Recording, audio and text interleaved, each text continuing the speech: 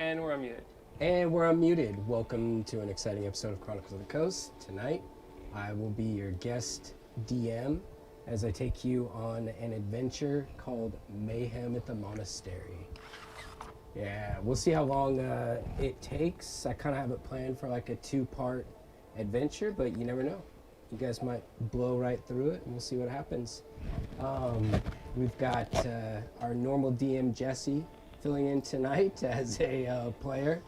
I didn't give him the info until last minute, so he's probably frantically picking out spells and other things as he selects a PC for the night. Just a little bit of sort of backdrop as far as what's going on. The Drake, aka Mooney, has been sort of skipping around Amarth, trying to find the various different monasteries to prove his mettle, prove his worth, test his might against other monks of skill and means, and through it all, there is a deep desire to maybe not necessarily prove something to the master that once abandoned him, but at the very least, gain some sort of recognition from the man who trained him, if you could call him a man. So with that, for the time being, why don't I go ahead and let some of our players introduce themselves. John. Hi, everybody. I am John Wallace, and I'm wondering if my mic is actually catching up. It looks like it is. Yeah.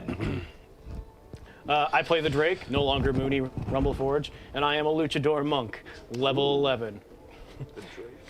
I've been traveling around the land, fighting different monks, and, well, one monk so far, and I take a prize from each one of them. Last time I took with me the Bracers of Defense, which I am able to lend to my friend Nakma. Well, he can just keep them. But the point is, I'm going to keep collecting these items until I become a master. But I consider myself a master right now. To my left is my good friend Rick Taylor. I play Nakma Silvermane, Sir Nakma Silvermane, Knight of Elandia. backed by The popular elves. demand. Yes, thank you. Level 11 Barbarian, Storm Herald of the Sea. So he gets a little sparky at times. Glad to be back, guys. Had a little vacation. Had some fun. Let's see what else. Nakma's been hanging out with Alent, I guess. Yeah, they had quite the adventure last session. We basically tackled I guess you could call Cabal. her like a deranged nurse. She was basically taking body parts from other members of the village and inserting them into other needy members. But, you know, it was like robbing Peter to pay Paul and just some pretty gnarly stuff. So while we were taking on the nurse, and by we, I mean Balthazar, Cormac, and Mooney, Nakma, Alent, and I think it was Corgrim as well was still there. Samadi. And Samadi had sort of split and went upstairs and fought a vicious sort of ooze-like creature. Cool. Yeah, and you guys Victorious. prevailed. Yeah. Good job, Yeah, you came out Nakma. victorious from that fight. So. And we all did, and it was a pretty harrowing experience. Nice. But yeah, so that's kind of what happened with Okay. Nakma. And Corgrim, played by Jesse. To my was left. one previous, so. I'm Corgrim. Hi, Corbin. And to my left, Yeah, Corgrim and Cormac. So what's a little bit about Corgrim, though? Come on, who is he? What is an Amarthian orc, storm orc, or the name is still a work in progress, but basically storm and steel. So, still working on making that sound better than it is. Kind of a mouthful as it is. But the thing about them that makes them what they are is that they are not the typical orcs of other Forgotten Realms and such D&D settings where they do not get a penalty to intelligence. So they're a little bit more closer aligned to what it would be to be a half-orc. However, they have a few other bonus features and stuff like that. For example, orcs of Storm are they have a proficiency with hammers, maces, and artisans' tools of their choice, out of either smith's tools or masonry tools. Outside of that, they also are known for their incredible strength, and they have their steel grip, which allows them to wield a heavy two-handed weapon in one hand. Oh, nice. So Wow. it's almost like an orc culture that has sort of, progressed from like the copper, sort of iron age. It's not so much that they're not as savage or anything like that. It's just that they have a little bit more cultural awareness and technology. Is that sort of? They're lore-wise, they are skilled smiths. They're not quite as skilled as the dwarves, although they have their own special techniques that the dwarves are envious of. And while their weapons are a lot more ugly and unrefined looking, they usually carry with them a certain storm magic, given to the fact that their particular god that they worship is a god of storm and rebirth and renewal. So. Okay. Yeah, that's what Korgrim is. He's a cleric of this storm god known as Korgorok. Okay. And, yeah, he's kind of a background observer. So most of not the your time. typical orc. Not your typical stupid savage, Okay. but still orcish. They have a culture of, a warrior culture, probably similar to Vikings, I Okay. guess you could say.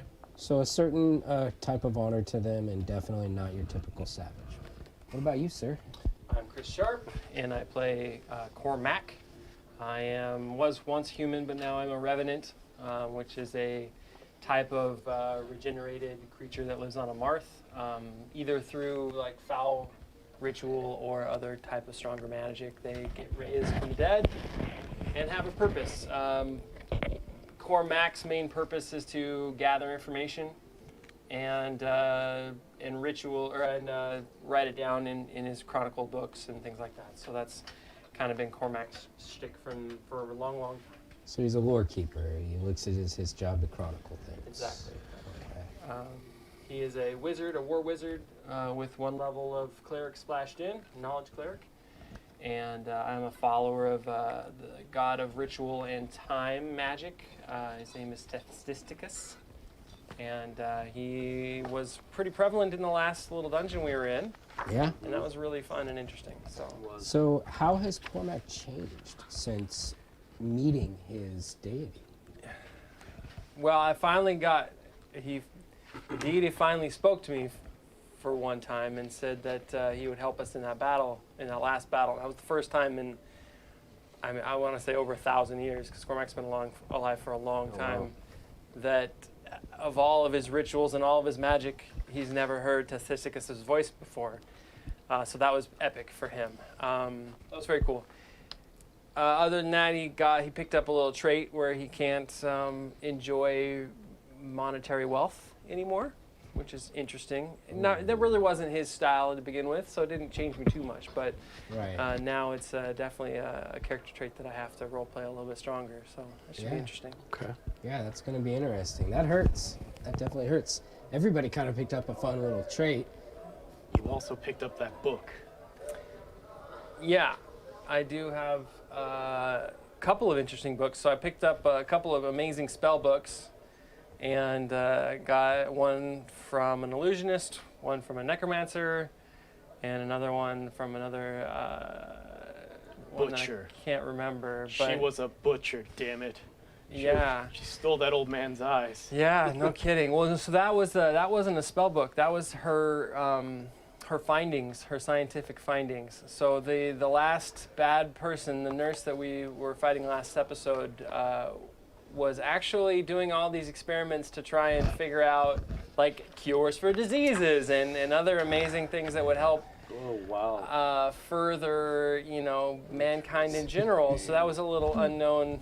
So it was an extremely problematic Epidemic Grey's purposes. Anatomy, basically. Yeah, it was really interesting. Very early versions. Cormac has dabbled a lot in necromancy, being as that's kind of the power that animates him, and he does have the spell and such. But he views that kind of necromancy as an abomination. Like to kill something in order to animate it is really against everything he believes. So he was happy to rid the world of that particular person. Okay. All right. So knowledge that really shouldn't have been in somebody like that's hands. We'll see. I haven't had a chance to research the book much. Other than their cadaver of choice, which was the wrong choice, it would have been okay for her to keep moving on with her academic research. Yeah, she was killing people. Yeah, but Yeah. if she wasn't, though, it would have been. Yeah. I don't know. Yeah, so I'll have to read the book, but it sounds to me like she was That's making really advances. interesting, man. Making advances. That's very cool. Because part of the deal she was making with the townsfolk is that she would like take the body of someone and then give the person, like the blacksmith who got a new rye, for example. So it's Okay. kind of a moral quandary, right, Jesse? Interesting. And so we find our heroes of the Black Lotus traveling along a lonely trail from the somber citadel, from the city of skulls, and not so much licking their wounds, but definitely once again, leaving with almost more questions than they had answers before they arrived. Cormac studying his book.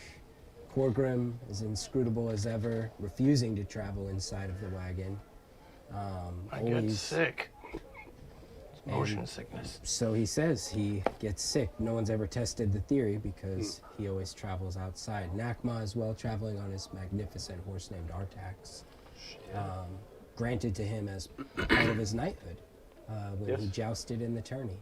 Yes, very And fun. of course the Drake, his shrunken form, traveling outside. Essentially, My little baby legs. yeah, communicating the tenets of his faith to his high priest Samdi. I can't believe my tail's still long though. It's weird. I don't care what they say. You're a hell of a monk, baby legs. 4 feet tall and a 10-foot tail. So how much time has passed since we left the somber citadel? It's been about a day and a half. The Somber no, Citadel was a weeks. 6-day journey. Yeah. From almost 2 from weeks. Desco, about a day. Oh yeah, from Desco about a day and a half. It's been Okay. over a week from the Somber Citadel. Okay. So that's kind of the state that you guys find yourselves in. We burned your brother. I did. Yeah, I did. there was a funeral ritual, Mm-hmm. right? Yes. And his soul was released, not claimed by the Not demon claimed. of Apar, as was foretold. The Minotaur stay till the ashes are ash. Mm-hmm. Cooled. You guys are traveling along in the wagon, and it seems to be a bit more of a bumpy ride than usual, jostling around and sort of shaking about when, of course, as does happen sometimes on mechanical pieces of conveyance, you hear a loud crack as the axle or something, it's an indeterminate nature, one of the wheels sort of slumps, the wagon grinds to a halt on the trail, and you guys are now at a stop. It's a well-traveled road, seemingly. Forested area on either side, sparse forest, not too heavy. Very little underbrush and undergrowth surrounding you, and as far as you know, the monastery is still a good 2 days travel from here. So as soon as you hear that bump, you look over at Cormac, and he just goes, just takes a deep breath, and you look down at his lap, and he's got his book open, and it's this beautiful page that's been like calligraphed from top to bottom, and it's got a picture of our friend who was a new race, I can't remember. Oh yeah. We got a new friend. Yeah. The Gabe's Genasi. character, Jess. Oh, Jess. yeah, Oh, what was the he? Simic hybrid. Simic hybrid, yeah. Mhm. Never before seen on Amara, so yeah, I've spent this like whole page like beautiful, and then because of the bump, you see this like giant ink mark just through Oh, it, Hortex. and he just takes a deep breath. Oh, of course, shuts his book, puts it away. What is it now? Let's go yeah, outside so and check it out. those of you that are outside obviously see the carriage just suddenly drop to one side. And those of you that are inside, which is, who are you inside, Drake? Outside. I train harder now. I have to keep up the carriage. It hasn't affected my moving speed. So you're like walking next to us, Okay. or next Yeah, to like Alan, or- I kind of like have to speed walk to keep up with you guys. You see me like a few feet back. Don't worry, I'm coming. Balthazar throws open one of the windows. What seems to be the trouble out there, gents? Just give me a second here. Somebody, can you take a look at it? I can't. I hopped down off the Vortex Okay. and go check it out. Yeah, baby you legs. See do. what's up. Give me an investigation check.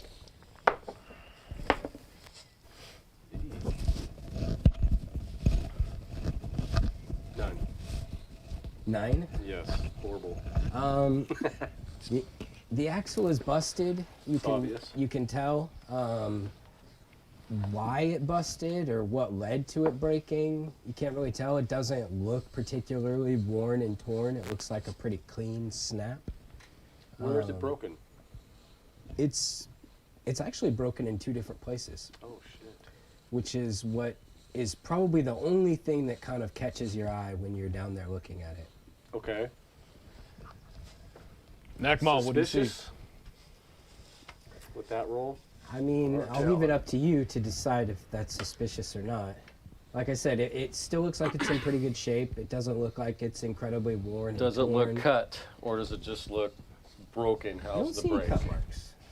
It's just look broken. Is it closer to the wheel? Is it in the middle? Where's the brakes? Pretty close to the middle, but there's Okay. the second brake is closer to the wheel that is slumped over.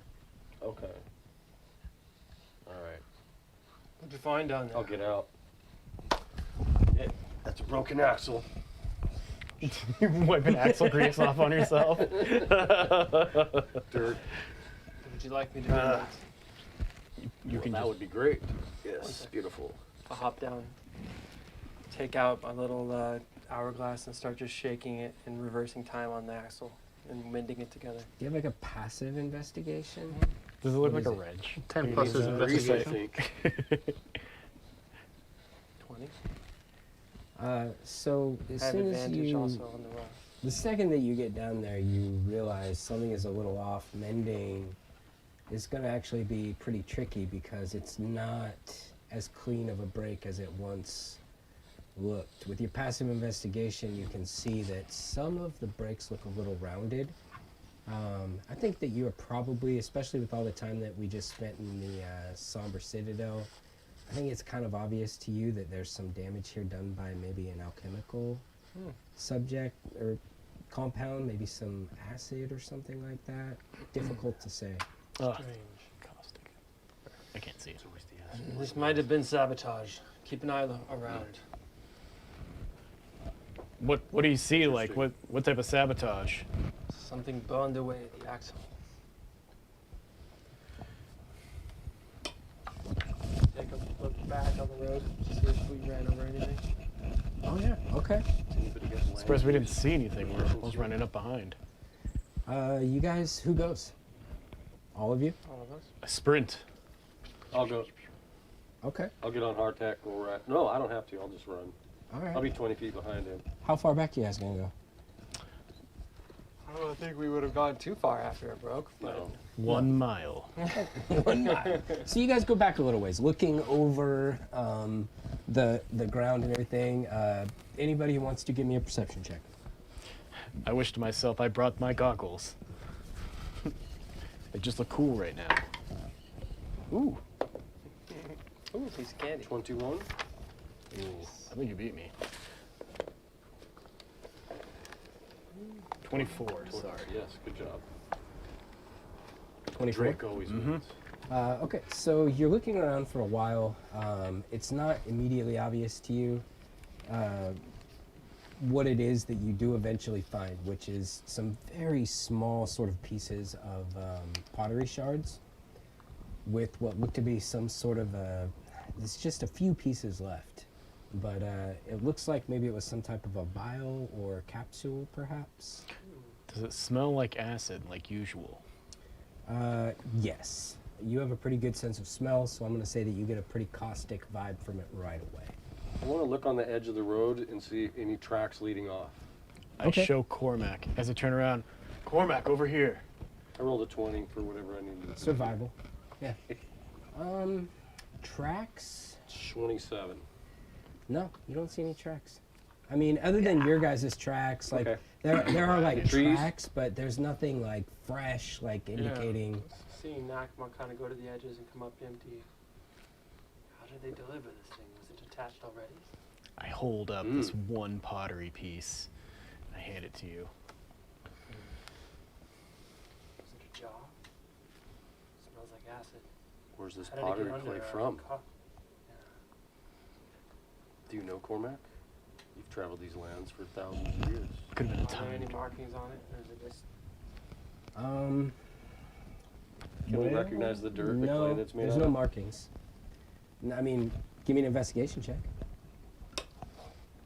I show him where I found it. 30. 30. Okay. Let's see here. Tell me about Cormac's. He flips down his lens of minute seeing.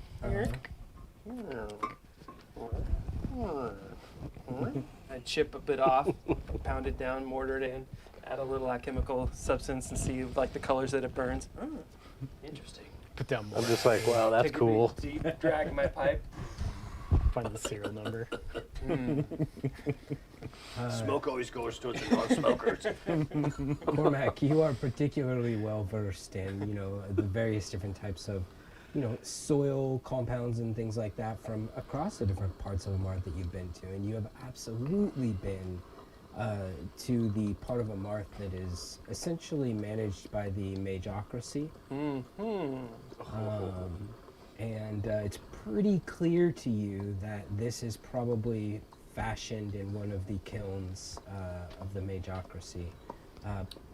Remind me what the Mageocracy is named after. Rodmalak, of course.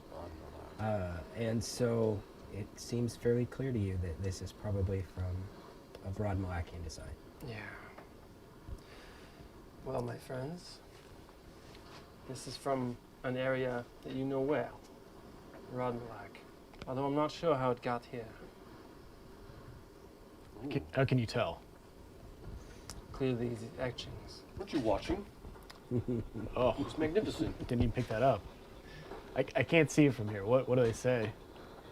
Made in Rodmalak. It's quite obvious, really. I was thinking they'd have some sort of like intricate maker's mark, but yeah, this is how it goes sometimes. It was brilliant. He just licked it and knew where it came from. Yeah, he had to go back to the base The science water of and it. clay This goes like this. particular in the air. components make up with the salt from the Rodmalakian Sea up there. It's the sediment. You would know. Great. No, I wouldn't know. Yeah, you wouldn't know. I walked around the wastes of the sand. And so you guys kind of look around a little bit more and you find a few more of those shards. Looks like there was, if you were to kind of piece them together, it looks like there was 2 vials that you guys were able to kind of piece together the bits and bobs of. And That we just ran over. Yeah, what was the delivery system? that's not what it looks like. They're small. So it would have had to have been like perfect serendipity for you to run them over. Okay. I But if we mean, ran them over, they'd be on the wheels. Yeah, was there a delivery system in the back? Was like it was timed? Knowing what we know now, can I take another look underneath the cart? yeah, Okay. definitely. Were we looking Inconceivable. for a delivery system? I'm not sure how it could have Like a rope triggered. that snaps after a certain amount of time. Yeah, you go back and you look with sort of fresh eyes, this time looking above and on the underside of the carriage and things that you just weren't looking for before because you thought it's a broken axle. And it doesn't take much, Cormac, with your passive investigation to see that, yes, absolutely, there was some sort of like a pitchy or sticky substance that was like positioned just Holding it above on the there? 2 damage points, holding it on there. Bastards. Seems like Just enough jostling. just enough jostling that over time when It it just fell broke. and it was like, Broke. It's clever. Third Someone leg just wanted popped us to up. break down here. Keep an eye out. We're close. Xander, scout. yeah. You send Xander out, and he goes flying out, making some wide circular arcs. Everybody's sort of on edge. Watching hands on the their weapons, line of the fists forest. up. Clap cheeks. Xander kind of, he starts. He's about a half mile out. I think familiars can go a mile, right? I don't know. They can go a ways. 1,000 feet maybe, but I can't. And he has good vision. Yeah. So Line of sight. he winds up taking note of a plume of chimney smoke from afar off in the distance. Looks like if you do follow the road, you will come across the chimney smoke. Other than that, He doesn't see any signs of ambush. Not that he 100% knows what to look for, but when you sort of look through his eyes, you don't see anything particularly concerning. Yeah. Are we leaving the wagon here then?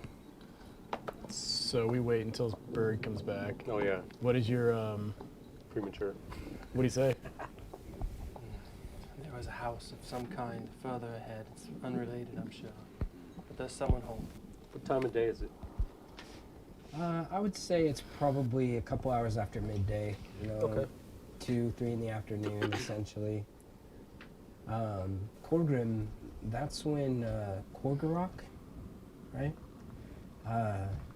He doesn't speak to you or anything, but the methods by which you pray and meditate to your god, they sort of alert you, and it's a tingle that you're familiar with. It's sort of a gift that you have among some of the members of your tribe that others don't. Hold on. My orc sense is tingling. Yes, it is. There's a storm brewing.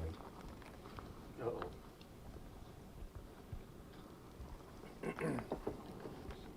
Do we have time to repair this, Cormac? Carpentry's not my area of expertise. I'm only a woodworker. That means knife. I can't knife down a tree. Mending won't work? Cut up a log. I mean, I can get it pretty basic, but I don't think it's gonna fit as like wheel axle pieces, right? Yeah, we just need one solid pole to So it's reattach the probably what, wheels. oak? Well, Something strong enough to hold this cart. yeah, I mean, What do we have for trees? we could What's brace the it. trees? There's quite a few different varieties of trees in this area. There's probably a few oak trees that are around. You could definitely get some solid oak branches from nearby. There's some spruce. Yeah, there's Alright. trees. You think you can clean this one in half? Did you say something about yours? Well, Out loud. a green branch. Uh, We need something cured. Oh, that won't work then. we're back at the wagon. Yeah, you guys are back at the wagon. Wagon axles aren't just branches off the trees. I begin Support it. shuffling through other people's belongings, It spins. It won't work. looking for something big, heavy, and made of I thought metal. only the wheels spin. Very well. So Who's you- got something big, heavy, and made out of metal? I'm going through your stuff. Sure there's a shield around here somewhere. You begin but rummaging those are like around and through things. Hanging off of Nakma's horse Artax is a bag Spear. of holding. You take the bag of holding and you sort of upend its contents. A few things of interest fall out. Yeah, What's in here? a wicked, arcane-looking Get man dagger, down. It's gotta be a 20. among other things. Oh, that's a D12. And last but not least, a very curious contraption falls out. Something the likes of which only, I believe, Nakma and the Drake have seen before. Balthazar, should he be watching. Yes.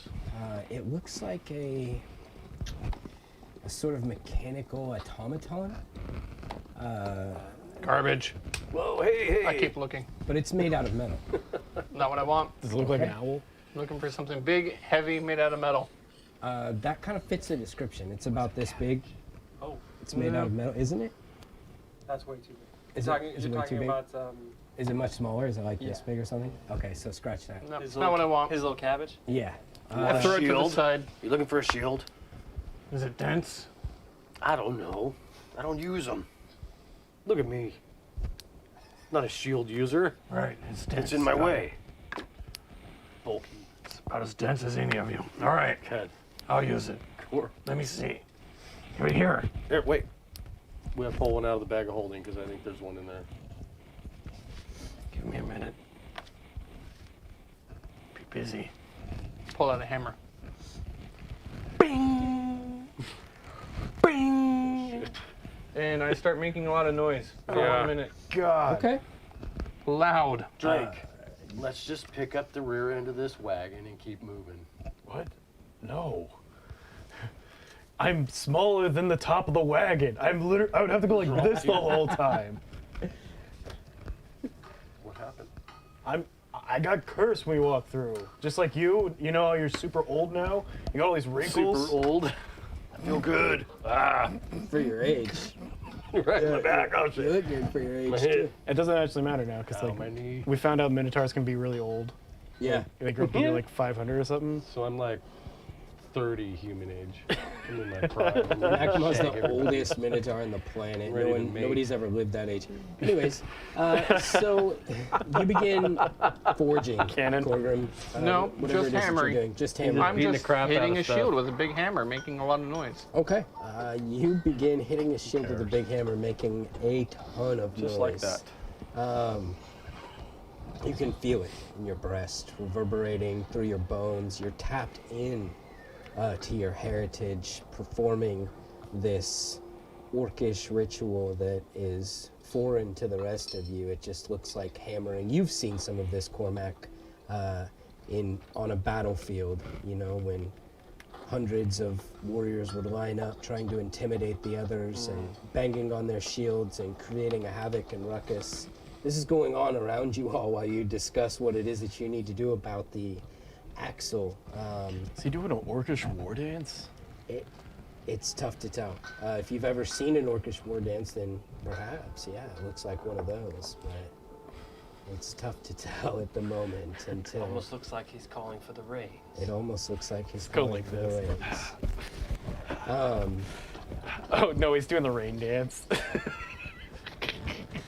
Corgrim, the hairs, such as they are, begin to stand up on your arms, on your neck, and you just feel this sort of rhythm of a Marth pulsing through you, and your blood sort of runs cold as you recognize that not only is a storm coming, but an Amarthian storm is coming. Good. Shit. The hammering doesn't go on for very long until finally. It says Doppler. Did I have it on here? There we go. After a minute, lightning flashes in my eyes for just a second.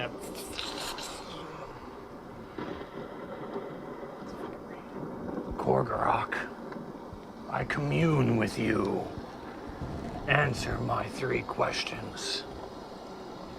As I cast commune as a ritual, I'm allowed to get a yes or no, or if the DM wills it, some somewhat more complicated or an unclear answer. Okay. And this is also, if you're not familiar with commune, if my deity would have no such knowledge of it, that would be unclear is the result. But is the axle foul play?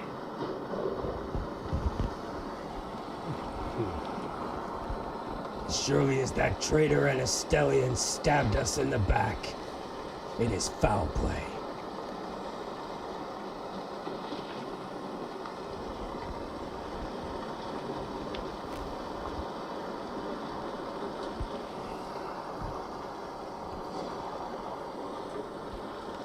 The nearby building, is it friend or foe? That, my son, remains unclear.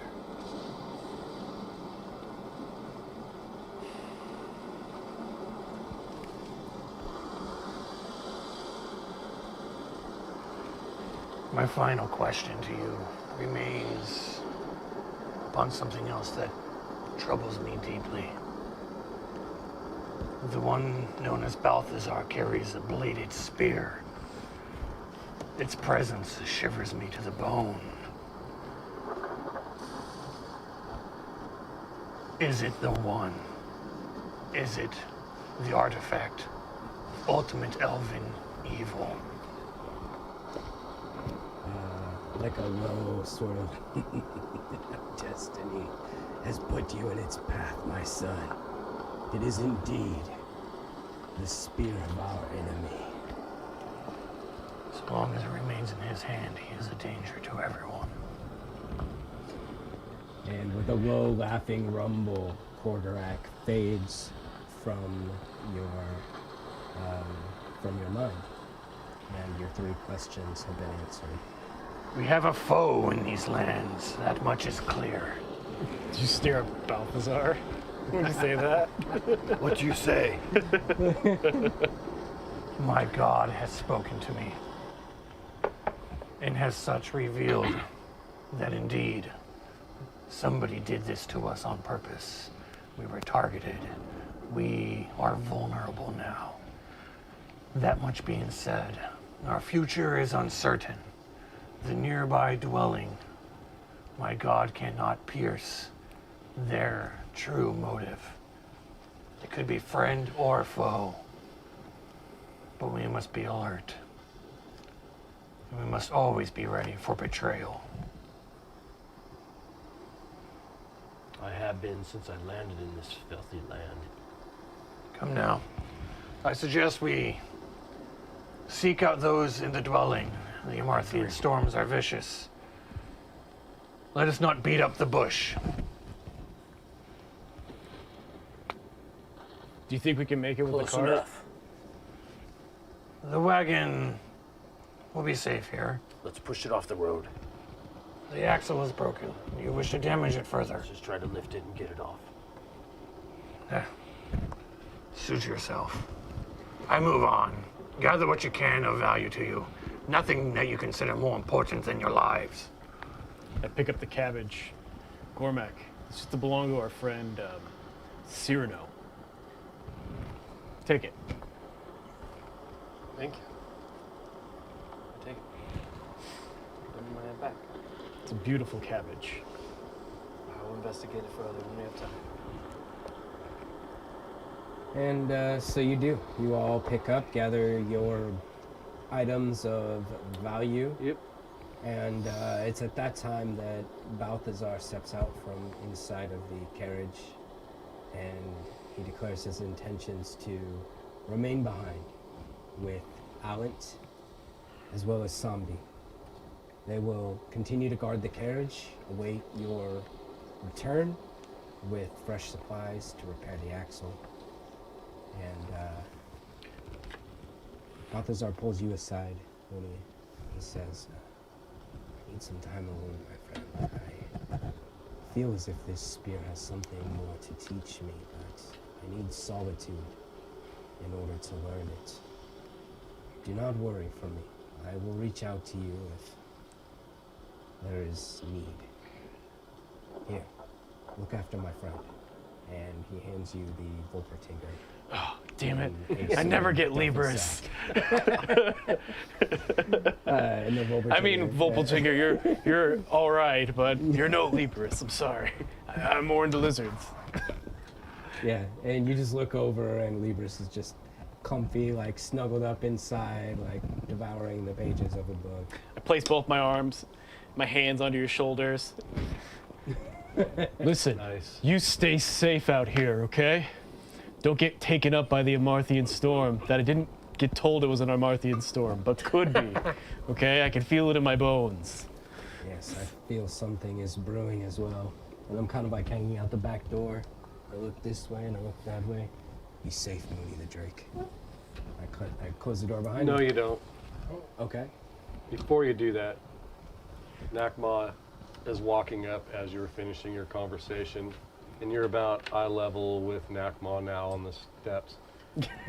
You're He like, reaches out and he like grabs the back of your head with this big ass minotaur hand that pretty much palms you like a shack would with a basketball. Oh my God, they're And gonna make says, out. My friend, the last time these storms hit us, And he's looking you dead in his eye. my friend Taz, you weren't the one that made it. Stay in this carriage. Be safe. We'll be back. Many things have happened since the last storm. Doesn't matter. I will take your words. I will be safe. And I will keep the others safe to the best of my ability. hey, somebody, did you get a chance to finish that stuff I was asking you to make? Yes, my Lord Drake. And he hands you a burlap sack filled with whatever it was you asked him to make. Thanks. You're the greatest. You're welcome. Don't make me regret that. You hear like a little clanking, and I'm like, oh, the jars are full. That was a dirt. Where did he get the jars? It was all the potions we No, used. no, I'm I just don't kidding. understand why you want 17 gallons of mayonnaise. I thought it was lizard piss. It's special spread Both of you are close. for your burgers. It's called lizard mist. Oh, God. Even worse. That's on brand. So you guys begin heading down the road, Colored liquid. leaving No, your thank friends behind. Balthazar, Alent, Samadi, and one more. If you right? will, Ellen. Or is it just the three of them? Just the 3. Just the three.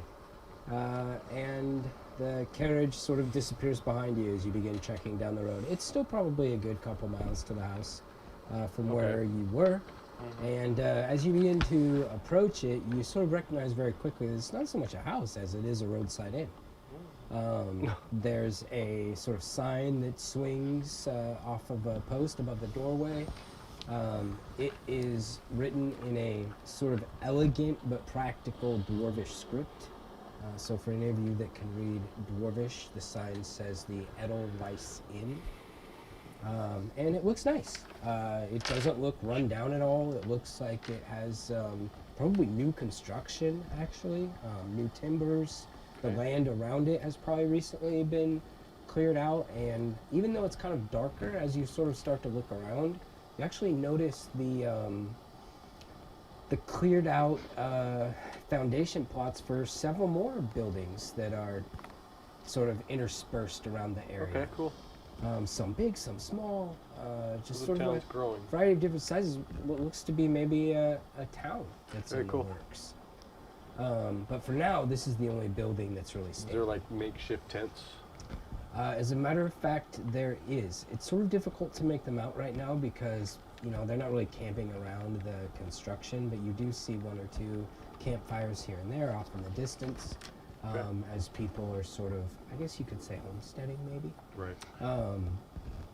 And anyways, So they're like like the description. harvesting lumber and milling it down to building materials. yep. And there stands the Edelweiss Inn, a two-story sort of structure that's in the, I guess, the the sort of colonial style, right? Is that the right word? Basically, it looks just like the inn at the Waterdeep one with the, what is that style, John? You know what I'm talking about. Bodega? There's a Or- name for it. No. Victorian. Anyways, you know, definitely something that you would see in the very Arches? late 1700s. Okay. Not Gothic. Not Gothic. Colonial is like really like No. Like It's big, uh, long, Old Town straight England lines. style. think of like Boulder's Gate and like Waterdeep. Those Yeah. those type of like inns that are also houses in the upper half. Stone. Right. It's like an inn on the bottom floor, Okay. like houses So like and rooms. London. Yes. Yeah, it's very Londony, and so you just very much You know get what I that mean? Like, is vibe. it How's the brick or atmosphere? mainly mostly wood? Mostly wood. Yeah, like it's mostly wattle made and out of wood. daub How's on the outside. vibe? Is the vibe like happy, busy, or is it just It's like clean. gloomy? It feels God, we can't get clean. nothing Like, done. There's very much a structure to where these buildings are being laid out. Looks like there's some forethought and some industry that's being sort of. People look ambitious and happy, or they're just kind of like. It's the end of the day. You see people. The few people that you do see are like cooking, preparing meals, maybe drying clothes on a string. You know, just sort of ending their day. Okay. Colgren, how much time do we have till that storm hits? Maybe these people don't know.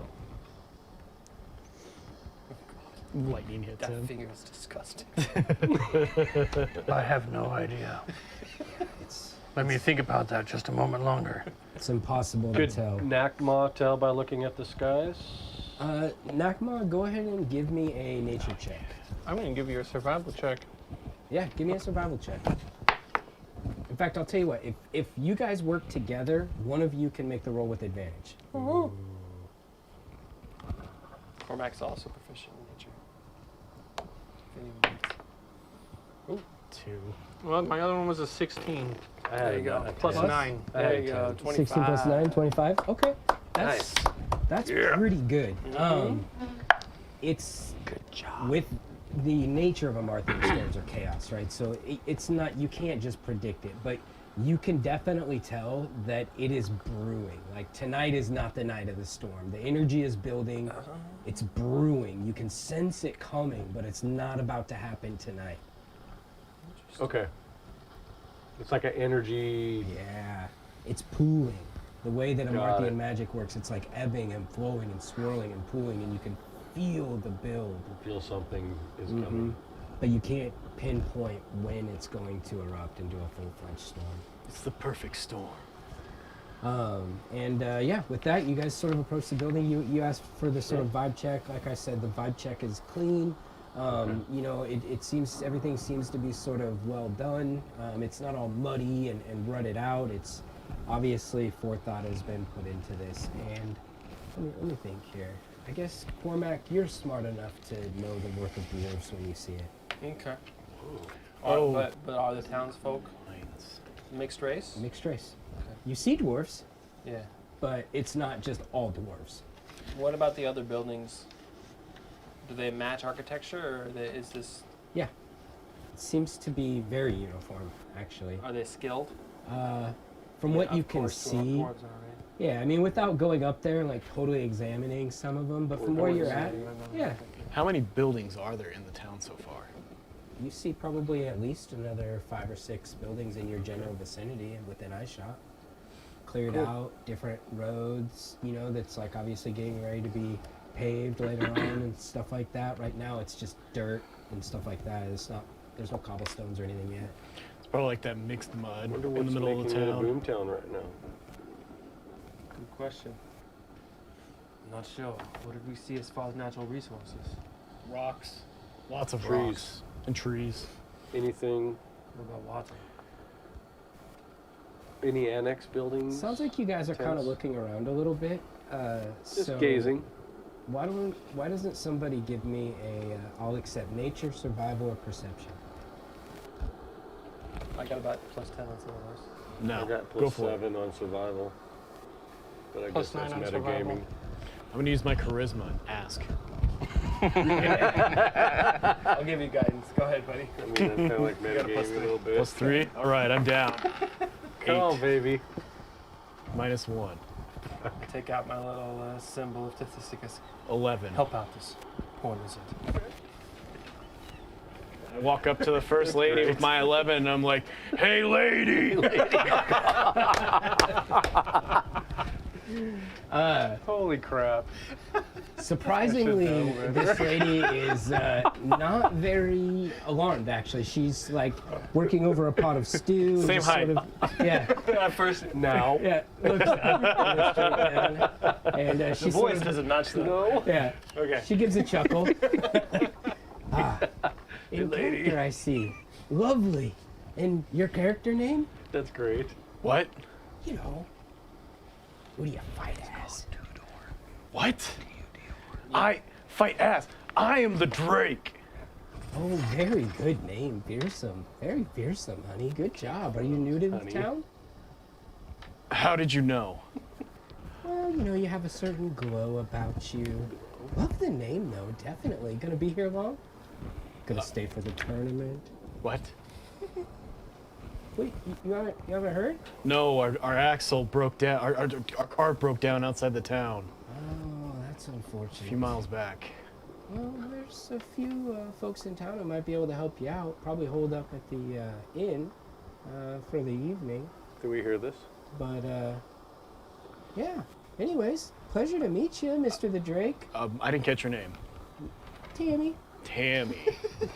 Is that spelled magically, Do we like hear with this? a K or Is that something? Tammy with an It's I? T-A-apostrophe-M-A-Y. Mostly silent letters. Yeah, the A Right. is silent. There's a H in there somewhere. The hand. Tammy. Yeah.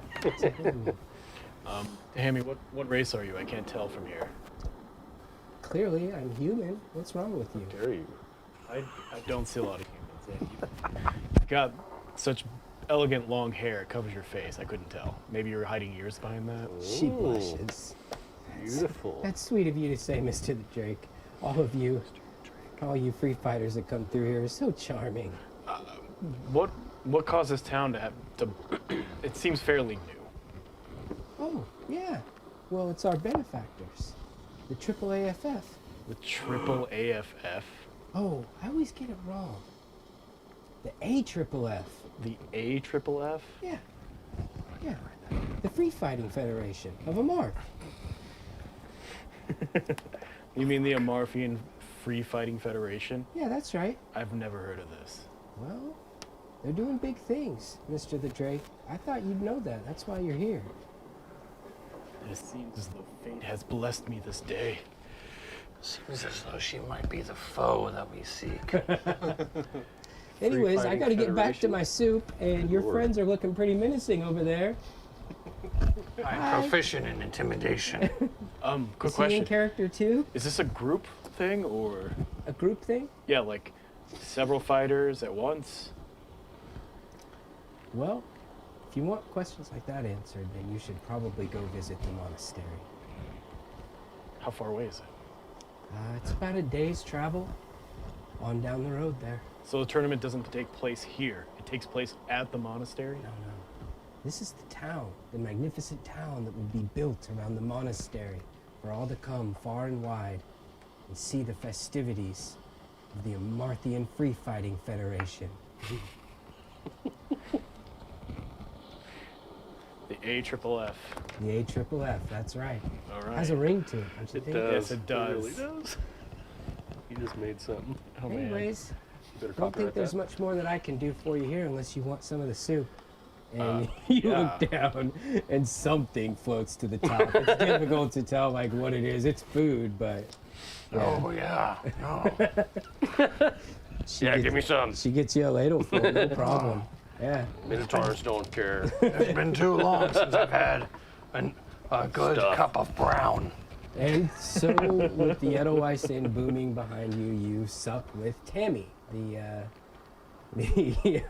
one of the homesteaders here in this The human burgeoning homesteader. town. God. Those of you who decided to sort of look around, as you sort of survey the area, the different foundations and locations, one thing that does kind of stand out from the rest is like off to sort of the side of where obviously like a sort of town square is being constructed is like a cleared off area that's probably, I don't know, maybe like 30 by 20 yards, pretty big. And the soil is just overturned. Not like Thick? somebody is making a garden, Okay. but just like, Flattened. no, like overturned, like turned up, right? Like something turned it up. Like came out or If you want to go check it out, Yes. you certainly can. You guys want to make your way over there? I'll follow. Who noticed it, and what do you yes, say? who noticed it? Go Well, ahead. who? Did I notice it? Sure. Okay, I know. Yeah, you noticed it. What do you say? What's up with the ground over there, man? We'll check it out. Why don't you ask Tahami? It's Tammy.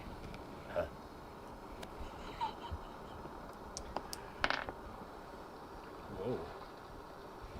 What do you got there? An 18 to ask Tahami. Oh yeah, that's the drop zone for the supply runs. Drop zone. What? What? How's the drop? That's how we get all the supplies out here in the middle of nowhere. All the, the stone for the foundations, the workers. Almost Workers like a drop? Chinese. Yeah. Okay, how'd they get here? Is it a teleportation circle? No. See, Dirt. I keep forgetting you're not from around here. People It's for an anchor. What? I'll step back. Gets out of the hole. And when you guys look over there, you notice like I'm sure it's probably very, sunken like, in a little. cleanly, like lined out. Like it kind of looks like a helicopter pad, basically, like a modern day helicopter pad. It's a very wide open area. It's very specifically set aside. But it's more beat up like a playground. Is there like a blood, maybe like an arm sticking off like the corner of it? No, not at all. Okay. Like an industrial accident. Out of character, Anchor. are flying ships common? No, I forget. not Don't common. think so. All right. I mean, there's rumors of them existing in various I don't think forms. I've ever seen one. Okay. Yeah. All right, so that does not come to mind. You're very learned. You definitely know that. Here's what you know about rumors of flying ships. Various different cultures and societies, especially the artificers, have been rumored in the past to manage flying ships, but that's all myth, if not legend. Okay. The only other thing that you have heard of is the glacial dwarfs. who have been known at times to pilot what they call bergs. And it is essentially an amalgamation of a variety of different, sailing ships and warships and But battleships. we're not far that they enough north. Huh? We're not far enough north to. Nobody really knows what their territory Okay. is. Well, then first thing that comes to mind, I think maybe they have control of some sort of giant bird creatures or rocks of some kind. Could make deliveries from somewhere so far away. So you're educated. Rocks don't fly. They're part of the ground. Dragons. They don't need anchors. Giant know. birds. named rocks. Why didn't you say giant bird? That makes more sense. Well, I mean, they can be pretty erratic. The Drake strikes again. And while you guys are sort of postulating and discussing your theories, the sun is pretty much coming down. And coming in from the road that you all came in on, actually, is a horse and chariot, sort of making their way at a pretty brisk pace. The chariot's rather large. It looks like it has some different, compartments and different things. It looks bigger than a normal sort of just combat chariot. And it's being drawn by a pretty big warhorse. And it sort of heads into town and sort of pulls up to a stop in front of the Edelweiss Inn, not paying any attention to the rest of you. A big, bulky individual reaches down into the chariot, grabs like a chest, I guess you could say, and sort of picks it up, walks over towards the inn, uses his back to kick open the door. Door flies open. You hear the sounds of an inn, merriment, drinking, etc. for a brief moment as the door opens and then closes once more. And you guys are left standing outside. Hey, do you remember that chariot ride? What? No, we're not stealing a chariot. We should get a room here, right? You know, if I wasn't knighted, that chariot would be mine. It does have an axle we could use. Certainly does. It's getting dark though. Do you guys see any bricks? I'm in Hold the it inn. up. You're in the inn? What? And yes, there's plenty of just raw walked on by. material, bricks, lumber. I'm lying admiring the chariot. Put it on bricks Corcoran, and steal it. you are inside of the inn. It looks very similar to this inn that you see before you right here. Place yourself wherever you like. It looks like that side is upstairs, if I'm not mistaken. So this is the main room. It's filled with a variety of different types of people, humans. You see a couple of halflings from the horse tribes. There are a couple of dragonborn in there from Kalmoira. And as you look around, you actually notice that it's almost a tour de force of Amarthian cultures. There's represented in here a variety of different cultures, and everyone is dressed very garishly, very outlandishly. They've all got what you would almost describe as costumes on, of a variety of different sorts. And the only other thing that you all sort of notice pretty much right away is there's probably, everybody has one. It's a small polished steel mirror with an onyx border surrounding it, probably about yay big, and many people are just sort of gazing into them. They're not hypnotized, but they're engaged in their conversations as well, but they continue to sort of gaze into these steel mirrors from I time to avoid time. eye contact with everyone in the room. I grab a stool from a table, regardless if there's people sitting there or not. The first one I come to, take it over to the bar, plop it down noisily, sit down, toss a couple of my coins upon ale. A stout dwarf, mountain dwarf, long beard, braided into knots. He sort of comes clomping over, and he introduces himself and as Judas. And he says, "What kind of beer? We got 3 kinds here." Judas, I have heard that mountain dwarves wouldn't know ale from goat piss. I don't suppose you could bring me something to impress me. Rumors that I've heard from elven type. I don't suppose you could prove them wrong. I think I have just the thing. And he heads back behind the bar and he disappears for a little bit. While he is grabbing your drinks, what are the rest of you doing? We're still outside, right? Yeah. You're still goggling the chariot. Yeah, we start making our way in, right, Yeah. Cormac? I'm the last one. Yeah, we come out of the rain. I'm like, oh, wait, I'm guys. guessing it's raining outside still, and I guess when we come in, I'm a little surprised at how garish all these people look like. Do I recognize any of them?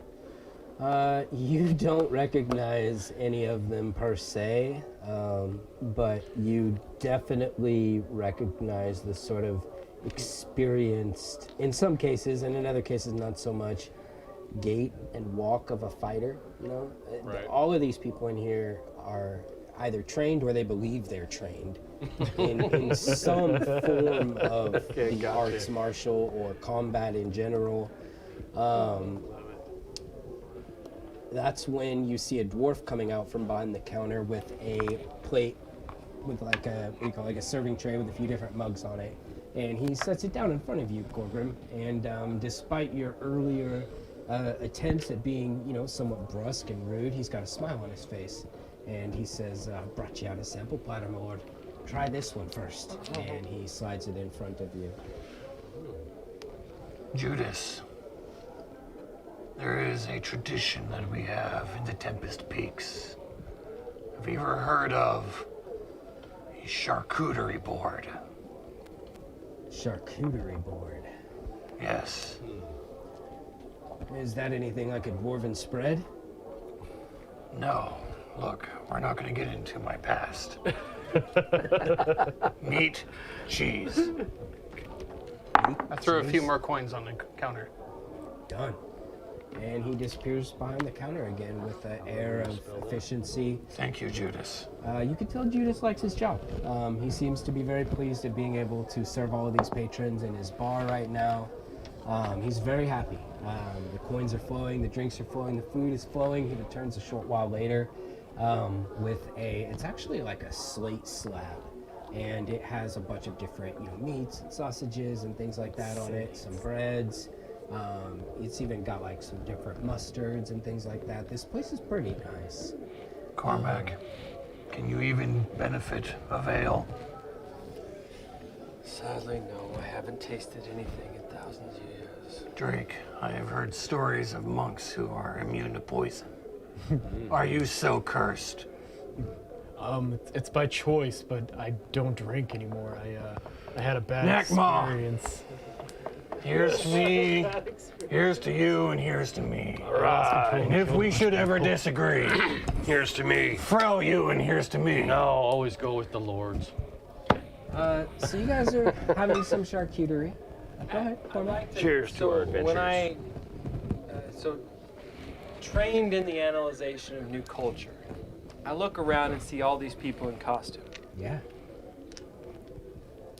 Have I ever heard of anything like this before? And it's okay if the answer's no. Have you ever heard anything like this before?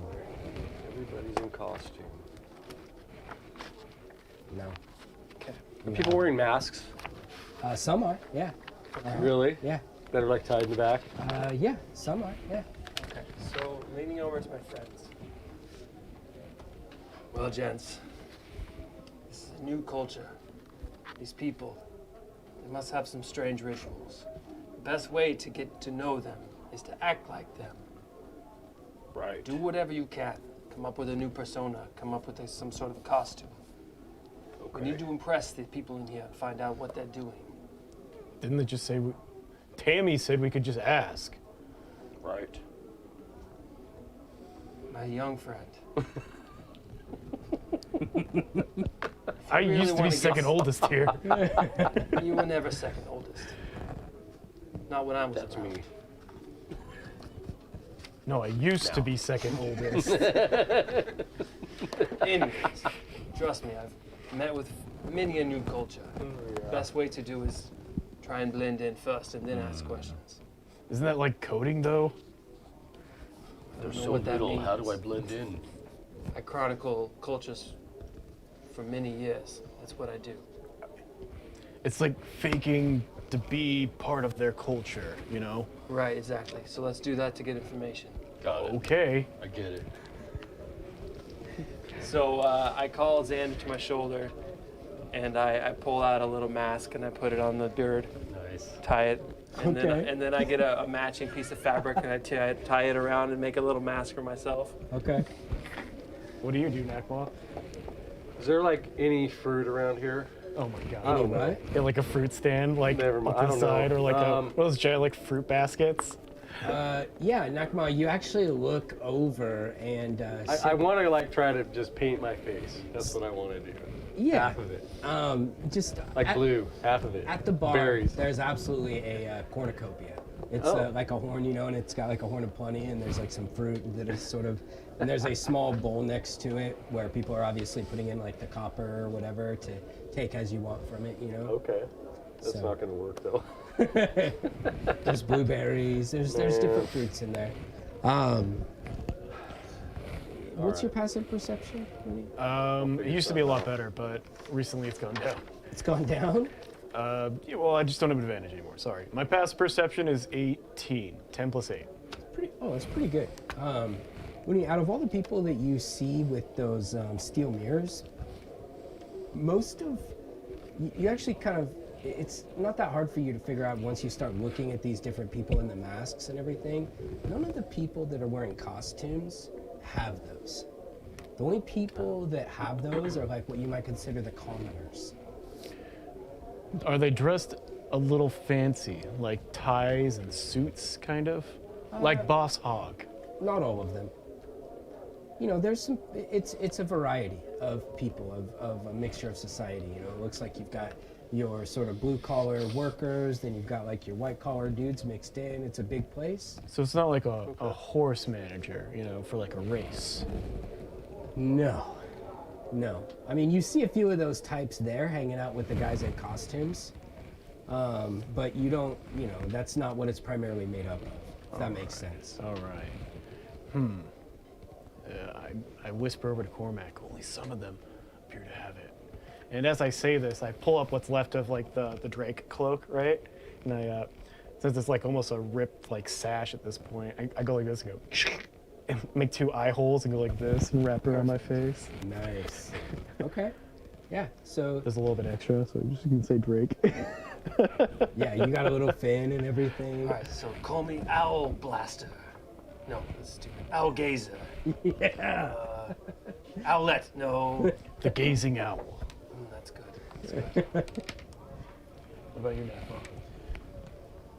I reach into the bag of holding and I pull out the 2 pieces of the black dragon horns and I start making palindromes as them with rope and stuff, and I'm attaching them to my shoulders back here Okay. and trying to get them going so they're like sticking up. Yeah. Just tie to like planks on your shoulders, Yeah. so it holds up like this. Right on. My name is Spike. Nice. Perfect. Spike. Yeah. So you guys get dressed up. Core grip. I don't change my name. I'm the Drake. Are you just at the bar? You can call me by name. How about Corgrim or Stormweaver. Stormweaver. It's my last name. Very nice. Nice. Okay. Is that like Smith among the? You'll be Little It's very Sparky. common among the Orcish people. Call me Little Sparky and you've made an enemy for life. All right, so first thing we must do is find out what's in those mirrors. Xander, can you go get a look? Hey, you! What's in your mirror? Right? Oh, would you like one? Give it to him. He asked for it. Give it to I him. didn't ask for it. But if you don't give it to him, you'll be asking for it. And I roll intimidation. What'd you get?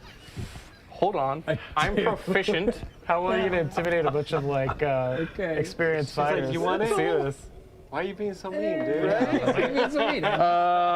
Plus flexing on 3. me. It's a 5. Yeah. He reaches into the chest and he pulls out a stack of 4 of these steel mirrors, and he says, I'm just gonna leave these right here, and if you want to take a look at them, that's up to you. I've got a little job to do over here, and he takes the chest, he walks over sort of behind the bar, he reaches in and he grabs one that's a little bigger than the rest, you know, maybe about this big, still the same black onyx frame around the polished steel mirror, and he begins sort of fiddling around with something on the back wall of the bar, where it looks like he's sort of trying to align it or sort of maybe install it or something like that. I'll walk up to him.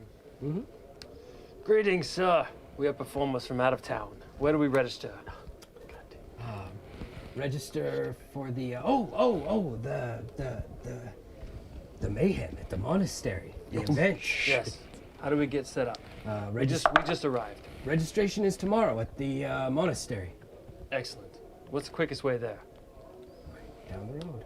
We just walk. Yeah, let's just head straight down the Use road. our feet. Didn't it say There's a storm. Didn't coming. Tammy say it was going to take a day to get up there? Oh yes, it's quite a journey, but it's beautiful along the way. Well manicured. Should we leave tonight then? Is everybody else leaving tonight? I don't want to be late. No, you'll be fine. We'll be fine then. You'll be fine. Then I guess we need a room for the night. Very well. I talked to old Judas. I'm not sure where he got off to, and he starts kind of looking around. But I better get to my task, my lord, if there's nothing else. These people fear me as they should. Did you see how he handed over the mirrors? That was impressive. Yeah. Speaking He kept of the big which, one for Very himself, though. intimidating. Cormac, what's with these mirrors? Not sure. I'm a little afraid to look into it.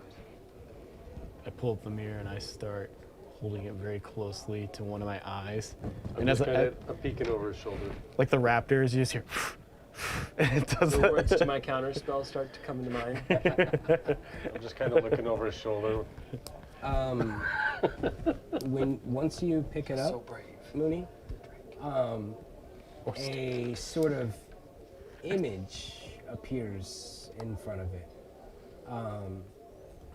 What looks to be a fighting arena, possibly. Close circuit. A couple of guys are going at it.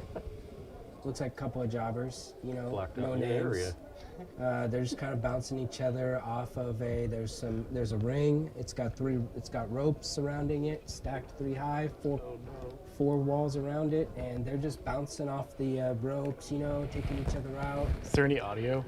As soon as you sort of say that, you begin to hear like a crowd inside of your ears. But it's like a very small crowd, right? Like it's like feet it's like at the high school. No, it's not at that level. Like it's like high school level, right? Like You hear a whistle blow? Yeah. You hear like one person yell like, "Get him, Killer Kid!" You know, and it looks like a very low production fight that's happening. Nice. And the trash man picks up the trash can. And yeah, that's what you see. Okay. I'm assuming like the Drake is like this, and the rest of you are probably like around him, right? Waiting for him to like Yeah, have like a reaction. he looks like he's hypnotized. The smile, the toothy lizard Yeah. smile. I'm like amazed. You notice there is some script on the back of this steel plate. Some script engraved. You don't, they do. Does it look like a fruit bowl or something? Does it look like a fruit bowl of some kind? Yeah, another maker's mark. Yeah. No, it's Banana like maybe? it's like engraving on the back of a flat steel What does it look like? words. What are the words? It says, you are cordially invited to tune in to Mayhem at the Monastery on the night of, and it lists the next date. Excellent. Nice. And it says, you know, please be sure and have your provided device with you at the time of viewing. And you wouldn't want to miss a thing, basically. And it's just a promotion piece Cool. for Is it an like event. is it like disposable 3D glasses? You know, it only works for like until the Mayhem event, and then it's like it stops It's no working. good afterwards. Yeah, they gotta like keep charging it every Pay-per-view day. mirrors. And you gotta keep buying it. It definitely man. looks kind of like. In fact, give me an Arcana check. I'll slide one and put it in my pocket. Okay. He's like, I was counting those. You can't just take it. 20. 20. Nice. As soon as you grab it, you can hear the same crowd that Mooney can hear. Kick him in the ribs. Yeah. Kick him in the ribs. Since you haven't looked at it, you take a don't look now. see anything. You see the This is fight. incredible. Some sort of moving imagery of some kind. How is it? Are they they're not in here. That's some sort of image. It's like the monastery. What It's like a window to the monastery. what kind of Arcana check did you get? 20? 20. It's pretty good, even still. It was a low 6, but that's still pretty good.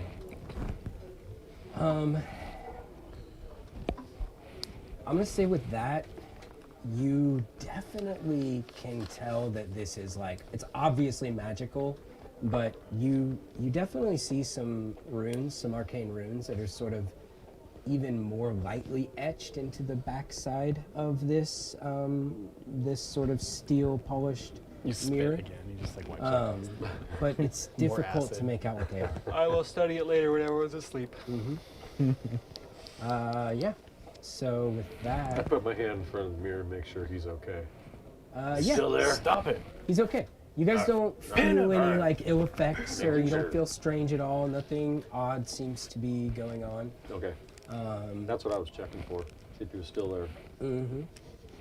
Yeah. And you, you bite into it. Monkey with a tablet. Right? When he shows See you his his, reflection. you just see your reflection. What? Oh. Yeah, It's like, no. it's like, look, he's kicking his ass. Look at him. You just see your reflections. It's a trash man. Oh, so it's whoever. It's only when you're holding your own personal. that you can see inside of it. I'm like reflecting light. There's hear lots of the cats sound in of the room. crowd, The cats yeah. start going after the light. I don't want one. Two of them are Jack, I don't What time is care. it? Let's take a quick break. Take It's a quick break? 8:30. Yeah. Get new break, new drinks. Yeah. Get some drinks. Good job, Dan. All right. Thanks, Good job, friends. Dan. Good job, Danny. Thank you. It's fun. We'll be right back after these messages. Yeah. Yeah, you seem to be embracing the Dungeon Master very well tonight.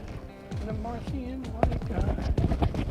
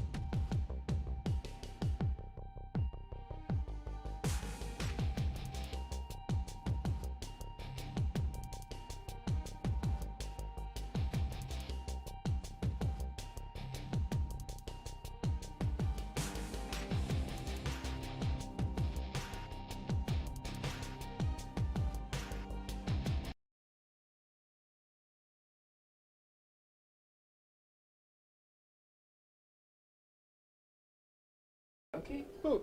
And we're back. Alrighty. Welcome back, everybody, to an exciting after the break session of Chronicles of the Coast. We continue to delve into this special two-part adventure where Mooney explores his, his free-fighting origins and what that means to him. Our heroes have found themselves inside of a place called the Edelweiss Inn. They are surrounded by, I'm just gonna say it, characters. People who are not cut from the normal cloth. They are dressed differently. Some of them have a very sort of magnificent air and bearing. They all sort of seem to be very individualistic. Okay. Colorful costumes and things like that. And they all have an air of martial capability about them. There isn't a single person in this room who doesn't look like some form of a tough guy.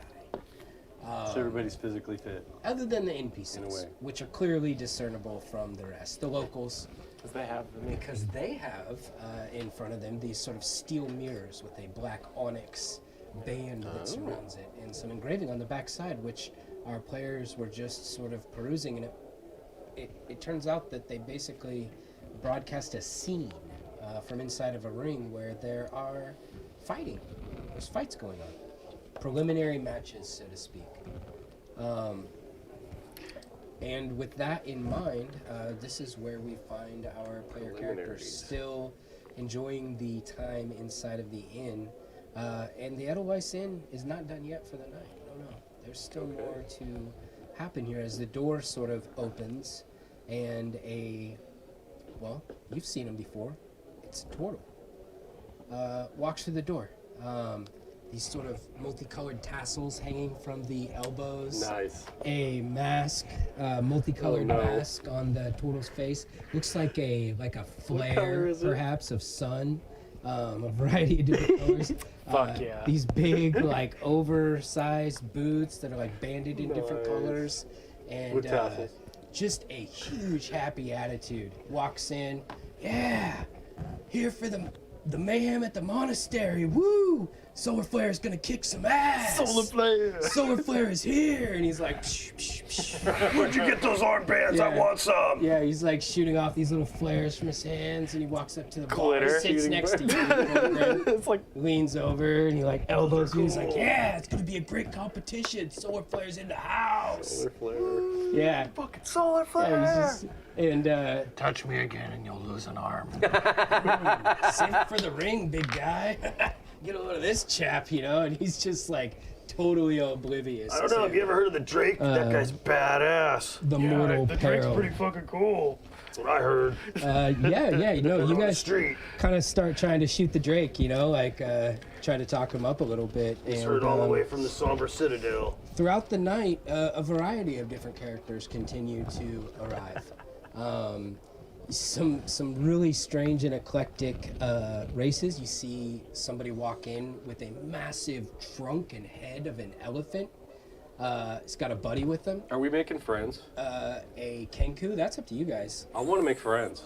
Yeah, okay. I want to be like buddy pals with people, just random people. And during my random buddy pal socialization, I want to try to come up with some paint, because I want to paint half my face, Okay. like yeah. blue. No, absolutely. Judas. Judas. Yeah. Yes, my lord. I need a wheel axle for a carriage. Relax. Yes. So perhaps we have a spare lying around. Put it on the Drake's tab. Whose mouth is ours? Very well, but that will cost you a pretty penny. Yeah, they can afford it. You know what? Have it ready for me in the morning, and then keep the drinks coming. Naturally, of course. Is it true that little fellow over there is on your tab? And he points at this sort of halfling Oh no! I was like, no, you didn't call him little fellow. who is currently in a drinking competition with Mooney the Drake. And they are just going back and forth. Just this little halfling is dressed sort of like a Roman sort of warrior. He's got like a kilt, like a war kilt on. he's got like a piece of armor that's on his chest, like shaped like a chest. Nice. You know, and there's like fur underneath it and stuff, and great. just super like muscular, like just looking like a god basically, but it's a half-orc. That's awesome. Mm-hmm. And he And has it's like on my a chest piece. skin-tight mask on that resembles a warrior's helm, but it's not a helm; it's a Nice. mask That's of a helm. cool. With a passive insight of 19.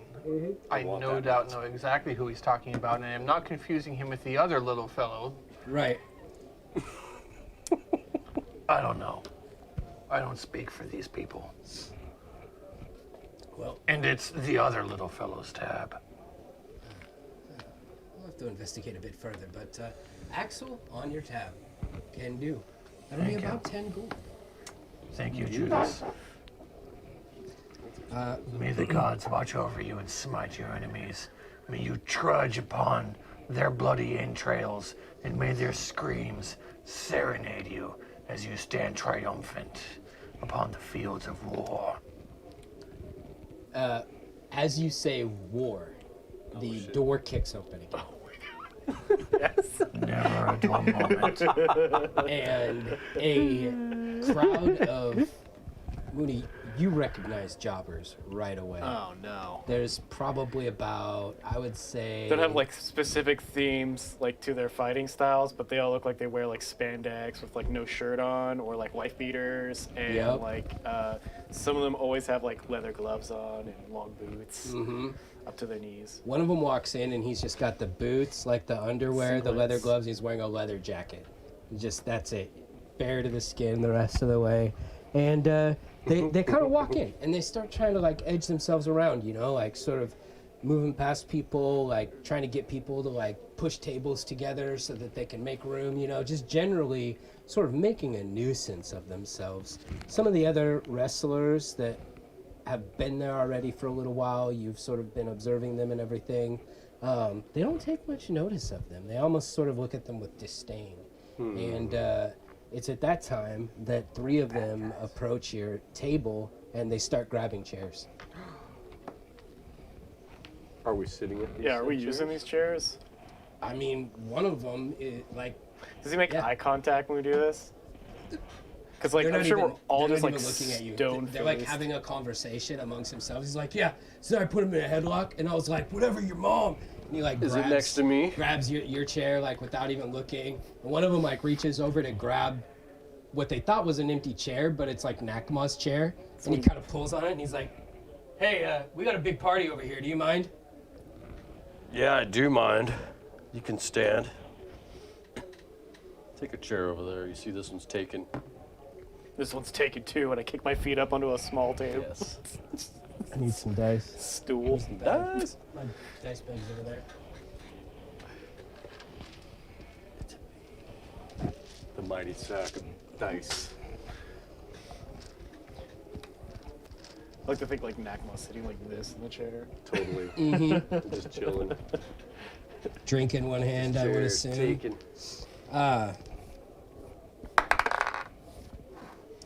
Nakma, the individual before you reaffirms his grip on your chair and tries to yank it out from underneath you. Give me an opposed strength check. Can you use his athletics? Or athletics.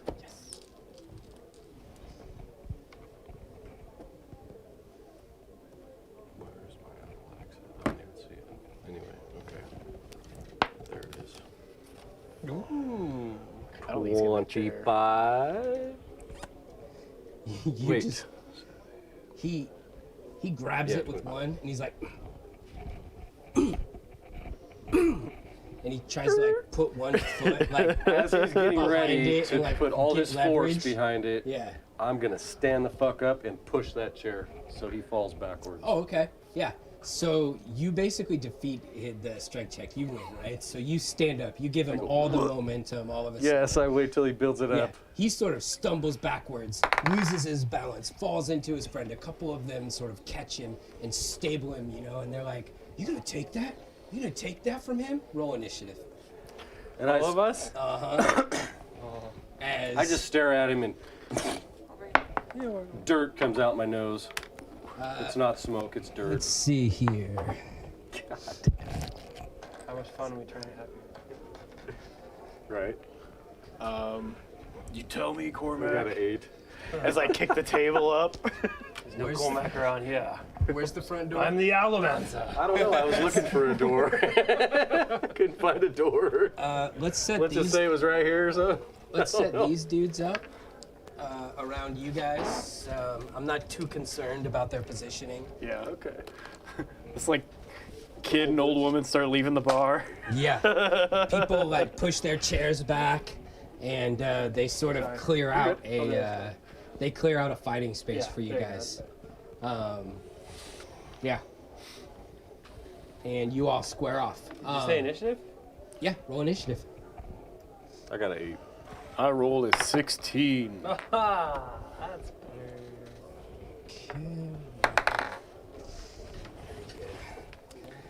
A little bit of everything. All right, what'd you get, Cormac? That's 25. Dang. The Owlmancer. All right, the Almancer. What about you, Corgrim? 10. 10. All right, and you, Nakama? Who's the big talker? I got an 8 out of this group. Oh, you got 8? Yes, sir. Lame. Yikes, okay. It's probably this human guy. And don't you have advantage on initiative? Oh, You shit. can't yes, be surprised yes, or anything? Yes, Yeah, roll that. Sorry. No, Good you're roll. good. Good roll. It's Bump been a it couple up. weeks. 17. There we go. Okay. Okay. Thank you, Danny. And then, what about you, Drake? 16. 16. Yours is the only one I don't have, so you'll be Balthazar tonight. Yeah. Okay. Oh, and Corgrim, what'd you get? I'm sorry. 10. 10. Oh, yeah, I put you up there. The black one. Okay. So with that in mind, Who's the mouthy guy stealing chairs? the mouthy guy stealing chairs is the dude with fire for hair. Okay. I thought it'd be the little green dude. Because he said little. Okay. Yeah, all the NPCs and everything, they sort of push back. Some of the other costumed patrons, they kind of start to take notice. They sort of look on at this point, and they're like paying attention. But nobody's getting up to like defend you guys or anything like Right. that. Everybody's just kind of watching. They just kind of move, clear the few- area. Yeah, a few of the peasants or whatever you want to call them, they've actually put down their steel mirrors for the time being. They're actually like watching the, Live action. Yeah, the fight in front of them. Great. So, with that having been said, it looks like Cormac, you're up. Okay. So I'm going to tell you, I'm testing this out for later. So I know you're probably not going to use it, but anyone who is fighting tonight, just like you can, there's the special attack of a grapple or a shove. Okay. Tonight, there's a third special attack that you can replace one of your attacks with. It's basically a height maneuver. And if you manage to get off like 3 successful height maneuvers without taking damage from anybody else, then you get to perform, basically what it's going to amount to is you get to roll with advantage and you get a crit on an 18 to 20. Like an ultimate. Yeah, like a finisher. I love it. Yeah. I love it. And so when you perform this hype, does it, what kind of action is it? Any of your actions. It can replace any of your actions except a reaction. Well, what, so is it just like, yeah, like cheering to the You crowd? tell me, but it's going to be a charisma check. Okay. Yeah. All right. Pick something else. No, I won't. Yeah. If you can explain to me why it should be something other than charisma and it makes sense for your character and you roleplay a cool reason, then please, I'm all for that. Okay. wow. I think I'll Okay. just settle with putting an axe between his eyebrows. Oh, shit. You can make an intimidation check in the same. Not the too much same way. effort. But yeah. Proficient in it. So you can replace one of your Axe. attacks with that if you want to. Otherwise, Cormac, you're up. Okay. I hop up with my uncanny understanding of the fact that war is about to start. Mm-hmm. And so if you've seen Sherlock, everything goes into slow motion, basically. Oh yeah. I hop up. I basically hold out the owl, and I pull from my pocket a little bit of thorns and it's a wrap like this. I put it in the owl talons, and I send Xander to go put it around this person's head. They need to make a wisdom save. Which one? The blue Either guy. one of the guys in the back. Okay. Looks like a war forge. That was a warforge. I wish I had those little. So you hear What are you looking an for? owl screech as he goes and just tries to put it on his head Okay. as he does a flyby action. He needs a wisdom save. Yeah. Okay. Ooh, I'm pretty sure that's going to be a failure at a 8. Yeah. So as the thorn forms around his head in the shape of a crown, it grabs tighter and tighter until you see blood starts dripping down. His eyes turn black red, and then boing! They look like owls in the night, just bright. Oh, wow. Fight, my fledgling! And I hop down. On his turn, he'll now attack whoever I want him to. Oh, wow. And I hop down and say, "Good luck, guys." And I hop down. And I start cheering him on from behind the bar. Behind the bar. Beautiful. Okay. So you're ducked down. All right, Cool. so I think that was Crown of Madness, right? Doesn't he take some damage? No. Okay. He just gets to attack who I pick Okay. before he moves every turn. Before he moves every turn. All right. Anything else? That's it for me. That's it. All right. Cormac weaving the arcane words of magic, using his familiar to deliver what will soon be a problematic situation to this fighter. That brings us on down the line to Nakma. Nakma will leave his weapon attached to his back, and he will approach his red-flamed mouthy opponent who tried to steal his chair. Oh yeah. And he comes up on him, and he sizes him down, and he looks up there, and he grabs both of his shoulders. Okay. Grapple. Yeah. Okay. So give me a strength check. 20. Natural 20. Natural 20. Yikes. As That's you're tough. dodging. What is the bonus? It's 8. 28. Okay, that's pretty high. Does he use his acrobatics? So what's the total? You said you got an 8, so I got 28. 28. All right. Either way, acrobatics is 28 too. This guy, you guys go through a couple of maneuvers. You kind of like grab him and you like Yeah. lift him up like this, and his feet kind of go up and then back down. And then We you just kinda kinda grab struggle him, for a little and bit. His feet kind of go up and then Yeah. go back down. And then you kind of like lift him up, and he goes up and over you, Oh. and then spins you back around, and all of a sudden he's got you in a headlock for a second. Oh, yeah? And then you're like, boom, and you drop him down to the ground. He is now grappled. His Grappled. movement speed is 0. I'm You have holding another attack. Okay. Let's see. Bam. I'll get back up, and I'll elbow him in the chest. Okay, yeah. Just a quickie on my knees. Wham! Roll to attack. Guys, tell me, is it, when they're grappled, does they get advantage? Non-lethal Does it get advantage, damage. right? So if instead of grapple, he pushed him to the ground, which sounds like a little. Yeah, it sounds like he did. He knocked him prone, yeah. Then you would have advantage on this. Yeah. Because he's on the ground. Yeah. With a melee attack. Okay, non-lethal damage. Sure. I don't want to kill anybody. You're using your fist, right? Oh, another 20. Another 20. That die is Nice. Okay, yeah. You're punching him? I just want to elbow him. Do Okay. the quick little on the knees. Bam! Give him the elbow. So I believe that's just like a 1die4 plus your Okay. strength modifier, but it's a crit, so there's that. Okay. So. 4 plus my strength. 6. 10? 10? Yeah, Okay. 10. 10 damage as you just drop into him with a vicious elbow. Sort of takes the hit, lets right out a about big here. breath of air. Right about it. He sort of like rolls back and forth and like kicks his feet as he's doing it. He's like, ah. I'm going to try to grab his leg. Okay, you still have him grappled. He hasn't broke the grapple yet. Okay. So, So, yeah, I'm going to try to put him in like the Boston Crab movement. how many attacks do you get? 2?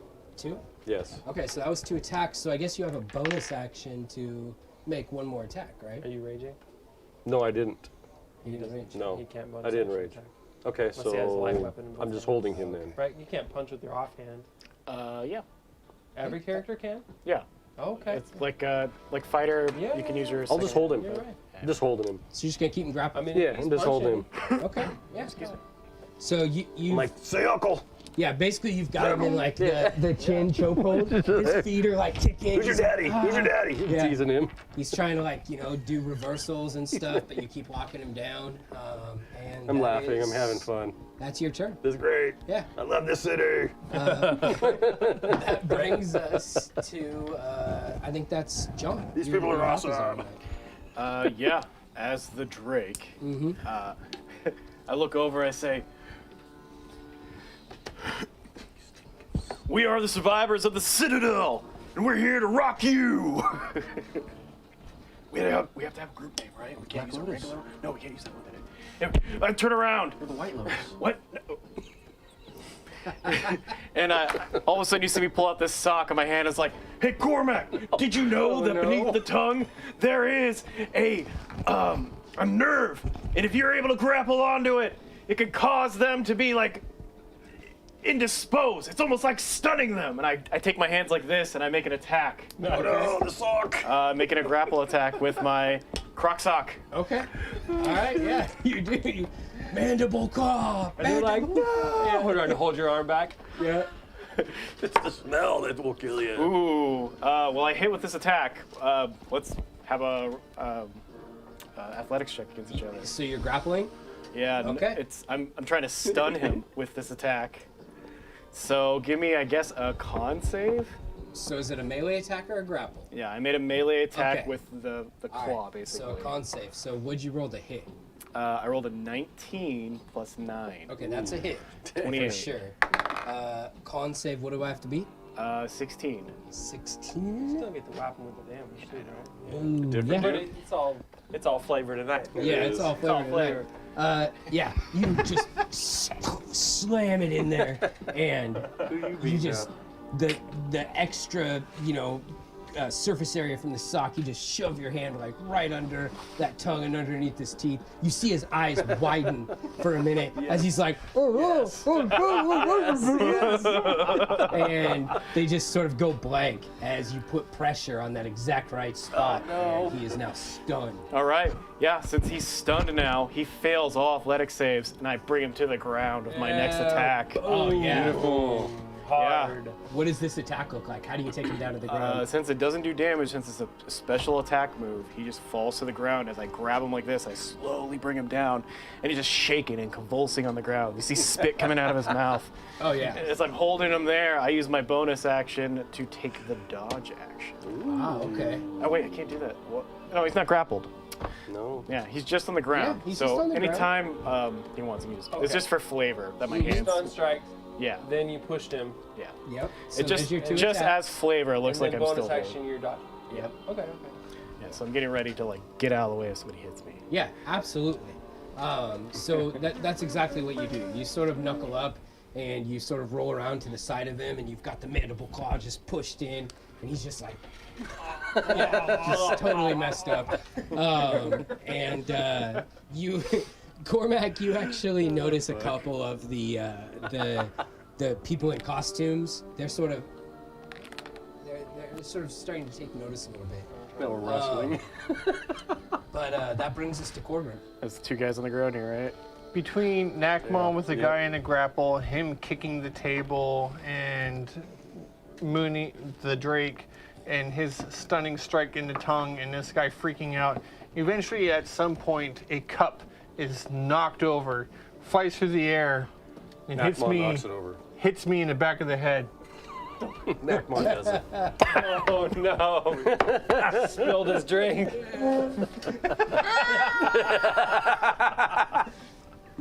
I stand up off my stool. Stormbringer. Yeah. It's not my name. Weaver. Weaver. I casually come over here. I stand right there.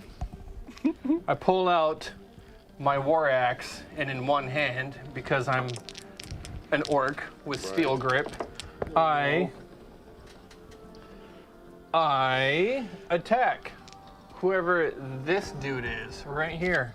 Which one? The one in the front. This dude right here. Okay. Dude. Front of Madness, dude. Yeah. Make an attack against him. And let it ride.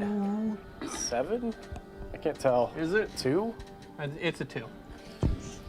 It's a 2 plus, not a lot. It's probably not going to hit. It's okay though. You get some Plus 7, 8, 9.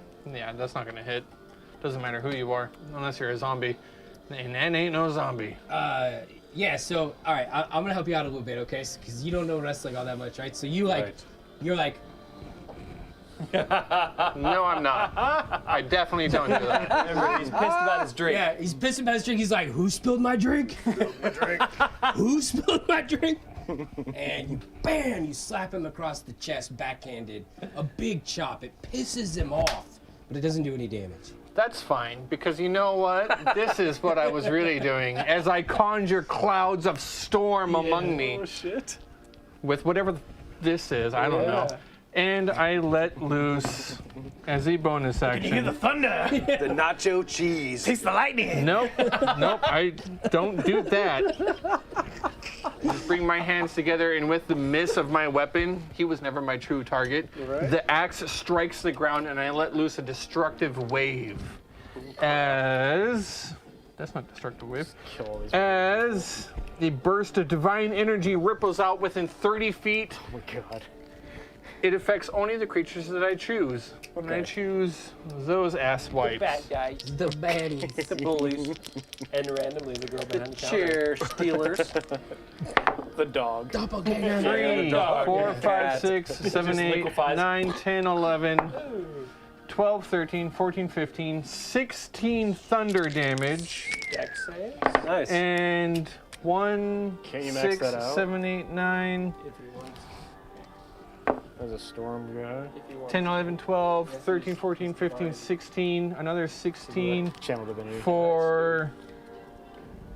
Dex save. I'll go with Radiant. Yeah. They need to give me a Constitution saving throw. Ooh, okay. Thunder? All right. No, because that's the spell. No, but thunder damage or lightning? What are they? What am I beating? It's radiant. You have to beat, Radiant. I believe it's a 17. 17 Constitution saving throw. And if they fail, they're taking full damage. They take full damage. Okay. And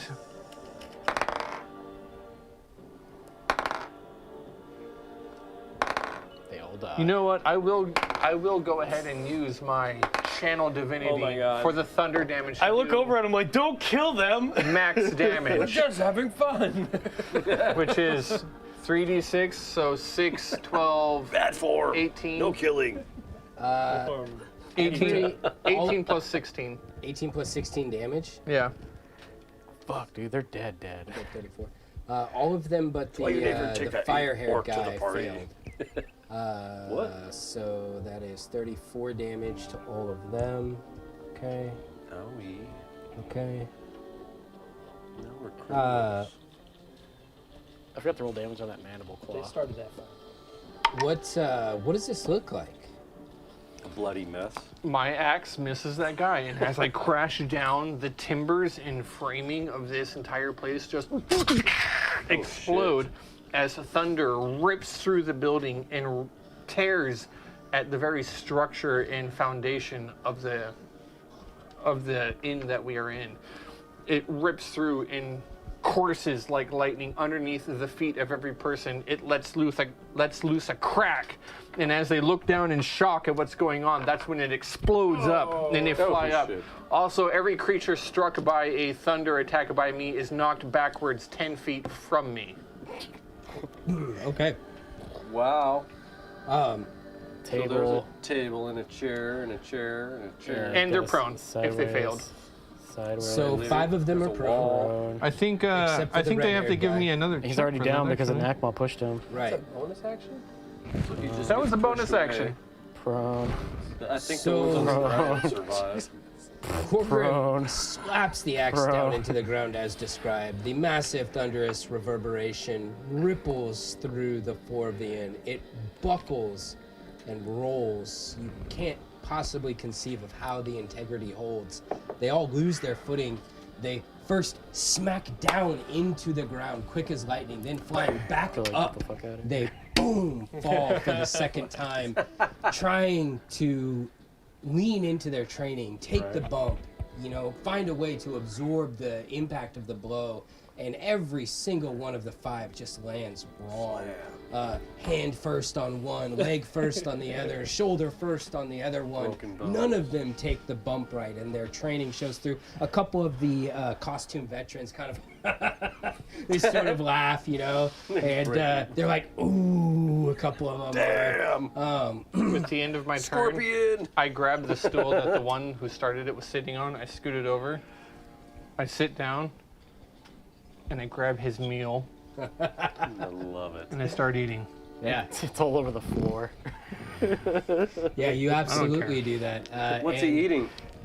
It's a salad. I'm upset. Yeah, Salad. Cobb salad. It's not even balsamic. it's definitely a salad. Who eats a salad It's with Thousand Island?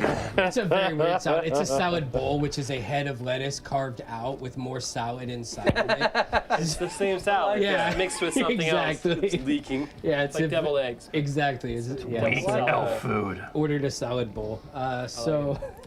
It is you were a now, rabbit orc. it is now their turn. It's So the principle. they're all knocked prone. They use half their movement to go ahead and get back up. Unless they're a alive, certain good. type of monk. They're not. And They're except not. for the one that's stunned, he doesn't get back up. And two of them look a little different than the other 4. They look a little beefier, a little brawnier. Okay. They're a little less lithe. The other 4 are pretty active. They're sort of running around and, you know, sort of trying to like cover the ground and everything. And 2 of them, Nakama, begin heading straight for you. For me? Yeah. All And right. as they begin to do so, they sort of link arms in a funny sort of way. All right. And they sort of cock their other arm in like it's like they're trying to like set something up. Right. And they go for an attack. Okay. I'm just like, simultaneously on you. Which 2, Dan? The 2 beefier ones, the 2 sort of bulkier ones. So the 2 bulkier ones are going to be the dude with the blue cloak and the dude with the white cloak. One of them Okay. has madness on it. he's Yeah. mad. So not that guy. Okay, so not that guy. Yeah. It's okay. The other guy. We're yes-handing The here. orange closer, guy. Joe. Yeah. Yeah. This is all yes and Sorry. tonight. Yeah. Doesn't Yes, and is it on his turn that Okay. he attacks somebody that you choose? Yeah. Is that I'm the letting Crown this- of Madness? Is that the start of his turn? No. Just I'm letting it play. All right. So the first Right. attack, does a 21 hit you? no. No. Okay. So 21 misses. They Barely. come in lockstep, right? And 21 misses. yeah, skipping a beat, one of the bulkier guys sort of drops back. He unlinks arms with his tag team partner. Okay. The second guy makes the attack though, and does a 23 hit you. Yes. Okay, so a 23 comes swinging in, and it's just a bare arm sort of punch. Okay. But at the last minute, you see Oh, he's got something palmed. he got some brass knuckles, does he? You And- bastard. He's got like a weight or a pack or something in there. It's difficult quarters? to tell A what rock? it is. Yeah. And it Some just lead? comes slamming into the side of your jaw Okay. harder than a fist should have. a bunch of razor blades. Yeah. right. You take slow motion. 9 damage. 9 bludgeoning. Half. No. Are you raging? No, He's not not raging. This is just a bar fight. I agree. The We look back. The other over at powerhouse that courtroom. sort of broke away. As he falls back, he takes 2 quick steps forward, and this massive leg just sort of comes up and just Oh, sort of shit. leans towards you. Yes. He makes a big kick, but it's telegraphed like way Okay. hard, right? So you just sort of spin out of the way, and he like kicks into a couple bar stools, and they sort of go sliding across the arena. Can I make a sentinel attack since he's going past me? He's staying within your I threat just want to bitch radius. slap him as he goes by. Oh yeah, you can absolutely bitch slap him. It doesn't do any damage, but as No, he that's all. goes, I just as wanna- he goes by, yeah, I just you want to mess up his mind a little bit. You give him a little toss. Yeah. The second veteran rolls in, he makes an attack. It's going to be a miss. The other 4 get up. 2 of them fan out, head towards you, Mooney. The other 2, where are you at? You're behind the bar, Cormac, and you're at the bar, Corgrim. Corgrim, the guy in red goes for you. Yeah. Yeah. And Stop you from getting that salad. uh-huh. For real. That's rude. You feel a pinch in the back of your neck as he attempts to go for a pressure point. It's Spock. Corgrim does a... That works, by the way. Does a 19 hit you? Oh my god, I think that's exactly it. Meter beat. Armor class 19, armor bonus is 17 plus 2 for the shield. 19 hits. Okay. Corgrim, you just feel just the most embarrassing slap across the back of your head. Whap! And it rings in your ear. You just hear, Red outline. yeah, Bam! Just kidding. Who did it? the guy with the red hair. And you Now have you're to a give redneck. me a Constitution saving throw. Rolling fire genocity. Constitution. Yep, you have to beat a 15. Oh, No. You need to trade them dice in tonight, my man. No, I will Twos never and trade threes. that dice in. Never. That, That die baby, will you need to never make be love traded. to it or something, because No, this doesn't because like it's you not tonight. no, we're not doing that either. it's either boom or bust. It's boom or bust. with that. Get that shit out of here. That's how it should be. I love it. No middle rolls for that dice. Right? No kidding. Or really bad. Yes, yes. sir. Corgrim, the ringing intensifies as your sort of vision just elongates into all of a sudden you don't know what the big deal is about. Like, you're just hanging out eating some food. Like, in your mind, you're just literally like chomping on a chicken leg right now. Or no, you're eating the salad bowl. Yeah.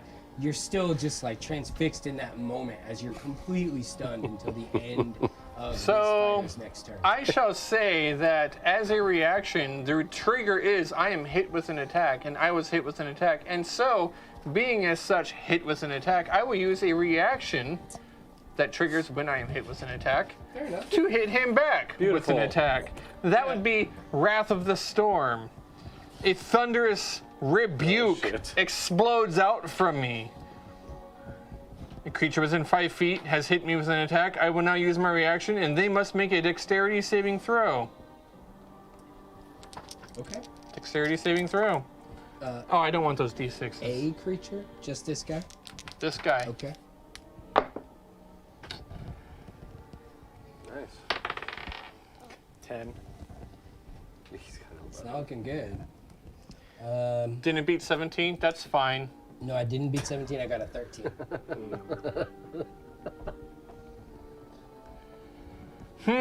11 lightning damage. Right. Right. Lightning or thunder. Yes, 11 lightning damage. And that knocks him back 10 feet. He goes flying back 10 feet against.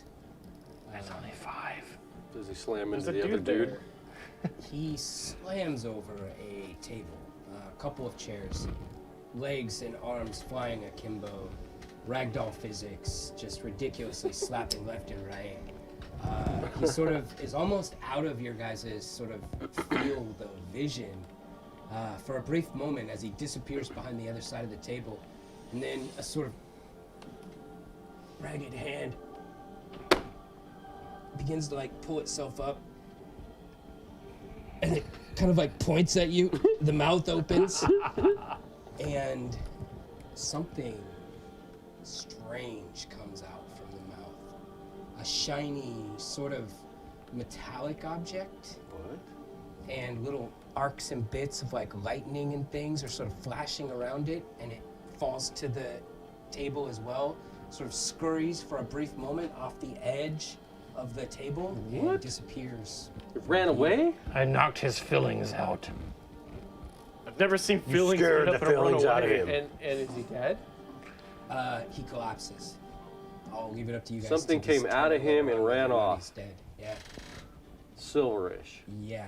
Metallic, so to speak. Metallic. So one of them is Metallic. gone. There's 5 left. It's a silverfish. The Crown of Madness guy would love to attack one of his friends. Yeah, let's have it. Well, there's okay. a guy on the On the ground. ground. Who he is or what he can The do. Crown of Madness guy is It has a. to on the be ground. before he moves. Oh. He can't move first. He's gonna go for the bulkier dude that is attacking Nakma. Can he? We're playing yes and. Yeah. All right. Otherwise we would attack before. Oh, Yeah. sure. Now we play yes and. We're always playing yes and. It's a hit. Okay. For sure, it's a hit. So with that in mind,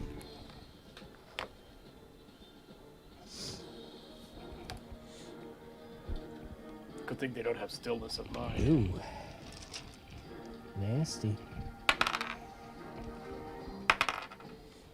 He makes 2 attacks. Both hits. What's the look on their face as they see their friend betraying them? He actually, before he goes to attack, he's got like a tunic on, right? And he like reaches down and he rips it open, right? Yes. And underneath of it, it says, it says Amarthian United, like a Yes. right? And his buddy looks at him and he's like, "You traitor! You're with them? Listen here, brother. Yes. He's like, listen here, brother, I know a sinking ship when I see it. Ooh, yeah! And he like goes for a massive clothesline. And it's gonna be a hit. Yeah. That's And awesome. so he whacks his buddy for 7 damage. And you only get to command him to attack once because this guy gets 2 attacks. It's his attack. I think it's his whole attack action, but I could be. Marthian I switched. United. I switched. The I'm gonna AM. go with it. So he makes a second attack. This time he sort of reaches up to the side of his head and like telegraphs as he like runs around the side of his neck. Just when you're like, what the hell is about to happen? He sort of jumps up a little bit and uses the momentum of everything that he's doing to grab the guy right here behind his neck, and he just leaps out, bam, slams him onto his shoulder. Did he just RKO? Yeah, as he takes another 9 damage, knocking him out. Sweet. So he drops to the ground unconscious. That's the green one. This one. Yeah. Okay. KO! KO! You just got knocked up. Out. Let's see. I think I have 2 more. So now he can use his movement He can use his That's- movement of his own accord. of his own accord. Yeah. So if he madness wants to dude. run, he can. If he's smart enough to figure out what's happening. He's getting his shit beat out of him. Is Beat you in the ring, brother. he does actually. He does start running, but he's also sort of screaming in pain. Oh. Yeah, and he sort of starts clawing at his ears and face. He pushes past Against you, his will. Nakma, and he tries to jump behind the bar. So he's going this Oh. way Forward. Yep. towards Towards Cormac. me? Does he have a You guys movement? want to whap him? So What? can He I just got up from get prone. an opportunity attack? Oh yeah, he did stand up. Oh yeah. Okay. We're getting pretty close to the end of his movement if he gets I will that far. just try to stop him. Go ahead. Give me an attack. Sentinel. Right. Ooh, that's a hit. Yes. Roll. Yeah. 20. 20? Yep. Oh yeah, that's a hit. That's definitely a hit. So, as he runs past me, I'm just gonna like nonchalantly grab him by his neck Okay. and throw him across the room Okay. that direction Yeah. Yeah. No, you in the wrestling fashion. Yeah. that is known as the Mayhem. You reach out and you essentially what you're doing is you're doing like a modified clothesline. Yes. Right? Like you sort of Yes. reach out and you use his momentum and you're I just grab him and I'm just like, His feet lift up, oh yeah! come back, and he falls back. And I got him and I'm like, oh yeah! And I'm showboating him a little bit. Oh yeah! And then I got him up here like that and then I grab him by his crotch. full flip. It looks And violent. then I just go, "Whoa," Yeah. and toss him across the bar. It looks like a minotaur throwing a man across a bar. Absolutely. That is exactly what it looks like. Crashes into things, splinters go flying everywhere, and he just goes down. He sort of Probably goes, slumps what, 10 like feet or this, so? and he doesn't move again. He Okay. just sort of stays there, just like slumped Feel down. my concentration drop. Yeah, Okay, so that's one attack. definitely. Who's left? Almost immediately after the body slumps. Oh, that was an opportunity. Anyone who's paying attention, out of the eyeball, a little metallic sort of thing, sort of. What? Out of that dude that hit the Oh yeah, ground? crawls out and immediately begins trying to escape. Get the third. Free action. Yeah. So that brings us to. Still got one more. I got one more bad guy, and seeing what you just did to his friend, he's gonna try to come at you, Nakma. Oh, shit. That's a miss. He just runs into my But a titties. 23 hits, I'm sure. Give me a Constitution save. Okay. Got these. Gotta beat a 15. Oh. 12. You're stunned until the end of his next turn. Okay. What the hell did he just do to me? He must have kicked me in my balls. So right now, Korgrim and Nakma are stunned. Yeah. He sort of reaches up with one hand and kind of like telegraphs it, and you're like, oh man, I'm gonna stop that. And then you Yes. just bing Oh, he ear bring on me? either side of your ears, yeah. And you're just like, ding, Okay. and you're just stunned, man. You just can't piece together what's happening. That's never happened before. Yeah. Just like, ah! He performed so well. That brings us back That was to beautiful. Never happened before. He's so little and he smacked me. Happy with what I see on the battlefield here. I would like to perform the hype action. I'm going to use my cantrips to do like dancing lights around the arena and just kind of like get some music going. Yeah. And just trying to get everyone's attention in the bar Okay, as best I okay. can. Hopefully using my arcane skills to do that. You jumping around on the bar and He's stuff. just like getting some jams going. Right. I start Okay. stomping on the bar as I get the lights and going and stuff. Sweet. Like Okay, yeah, you definitely do that. You know, a sort of thunderous bass line, like lights start going off. Go ahead and give me a die 20 roll. You can add your spellcasting ability modifier. that. Nice. 22. Oh yeah. There. Okay, no, you're good on that. Nice. So the DC to beat is 17 right now, just so you all know. So the crowd around you is like, yeah. Hey, what's his name? What's his rescue? What is he? Who's that guy? The Alamancer! Yes. I wonder if he's gonna be in the competition tomorrow. Fear his gaze! And fireworks. Fireworks. I'll command Xander to do an assist on, I don't know, the guy that just Smacked my ass's ears. stunned Nakma, yeah.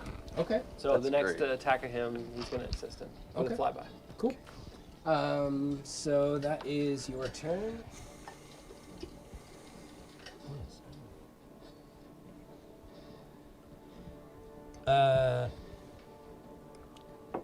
Yeah. So, anyways, you do that, and it goes off without a hitch. The crowd is pumped. They are cheering. This place is electric. Even Judas behind the bar is like standing on top of it, and he's like cheering. He's not even mad. All this stuff's broken. Yeah, everything is just going on. Yeah, this is great, man. This is what they signed up for. Hell yeah. And you know, thanks to the AFFF, this is the kind of shit they get to enjoy every night. You know what I'm saying? So, Live action. You look around and all the bar tables are secured to the ground and double strong, and Bolt. all the chairs are like Yep. double thick so they don't ever break. Right. yeah, Yeah, they slide out on That's rails. dangerous as hell. They move. They just magically move. With that, that brings us to Nakma. It's your Yes. turn, buddy. Nekma is All stunned. right, I am stunned, Until sir. the end of the orange guy's next turn. Yeah, so you're stunned. Yep. So that brings us over to the Drake. As the Drake, I am going to attack the guy who is stunned. Not me. Yeah. Well, wait. Are there any windows in this place? Yes. Beautiful. What floor are we on? The bottom floor. Shit. Darn. All right. I look for where the horses are all hitched up, right? Oh yeah. I'm going to throw him into the trough. Oh yeah. All right. So I use my first attack to grapple him. The manure cart. And I pick him up and I start running him toward the window. Then I use my other action to throw him. All right. Through the glass. So give me a strength check so we can check on the grapple. I'll use my athletics. Wait, he's automatically gonna fail it. Never mind. Yeah, You but Yeah. have an advantage, right? Because he's stunned. yeah. Well, I'm not really Or making does an he auto attack. fail? He fails Yeah, it. just So you throw grapple. His movement speed's reduced to 0, Yeet. and you're gonna drag him across. Yep. Right. All right. Out the window. You know what? Let's just give me an attack roll just so I can kind of gauge what happens here. 17. 17. Oh yeah. No, that's fine. With that attack roll, you absolutely yeet this dude right up. You sort of get that window on a bead. You go to Through throw the him sugar through it. glass. Give me a damage roll. Monk die. Oh, jeez. As I do this, I look over back at Is the there any bartender, glass in the Judas, windows? Oh yeah. and I say to him, "No ticket." That's beautiful. 8 damage. Oh, 8 damage. Yeah. He goes flying right through the window, absolutely perfectly. Just smashes through it. Judas on top of the bar is like, yes! Starts like stomping on the bar and everything. Was he a previous champion? Yeah. No, Then he took an arrow in the knee. yeah, in fact, Right. yeah, he took an arrow in the knee. You look up, and on the mantle behind the bar is definitely a belt. Yeah, he was a champion at one time. It says And then a number picture of his surgery with the And, arrow in the knee. That guy's out. the arrow's Is he still coming back in in? his You don't know. He's out. Nobody took it out. 1. All right, yeah, I use my bonus action to Fury of Blows. Yeah. Oh, okay. And, oh man. This keychain holder. This key holder. I'm going to grab both of them and do a double RKO. I'm going to try to knock Okay. both of them to the Yes. ground. All right, one Yes. attack on each. All right, give it to me. So I'm going for this green fella first. And, oh man, I don't think that's going to hit. It is a 5 plus 9. Nope. Oh, yeah, no, Not that gonna would do work. it. Yeah, so my second attack, Come on, buddy. I wish I had advantage, but Nakma is stunned, so I wouldn't get that. 18. If So you're attacking the that guy is in the 27. That's a hit. I'm giving you advantage. Oh, well, You hit anyway, right? doesn't matter. Oh. No. So Anyway, the owl 27, swoops in and try to distract. it works in a way. I grab only one of them and I knock him to the ground with me as I RKO him. Okay. She Yeah. is knit. Slam. Give me some damage. It's not damage because I just pushed him basically. Oh, It's a you're knocking shove. him This is prone? basically Right. a shove action. Okay. Since it's an attack, though, I can still add, and it's a melee attack, right? It's more like a I can headbutt to the still add ground. my key to it. So, I need you to give me a Constitution save as Sure. I burn a key point. Put me down to. That gives 7. me a 14. like Did, a You did not pass with 14, and I am able to stun this guy. Slam him face first into the ground. Yeah, he's just absolutely schnockered, man. I mean, he is just, totally stunned. You basically can have your way with him at this point. Oh gosh. Yeah. Gross. Gross.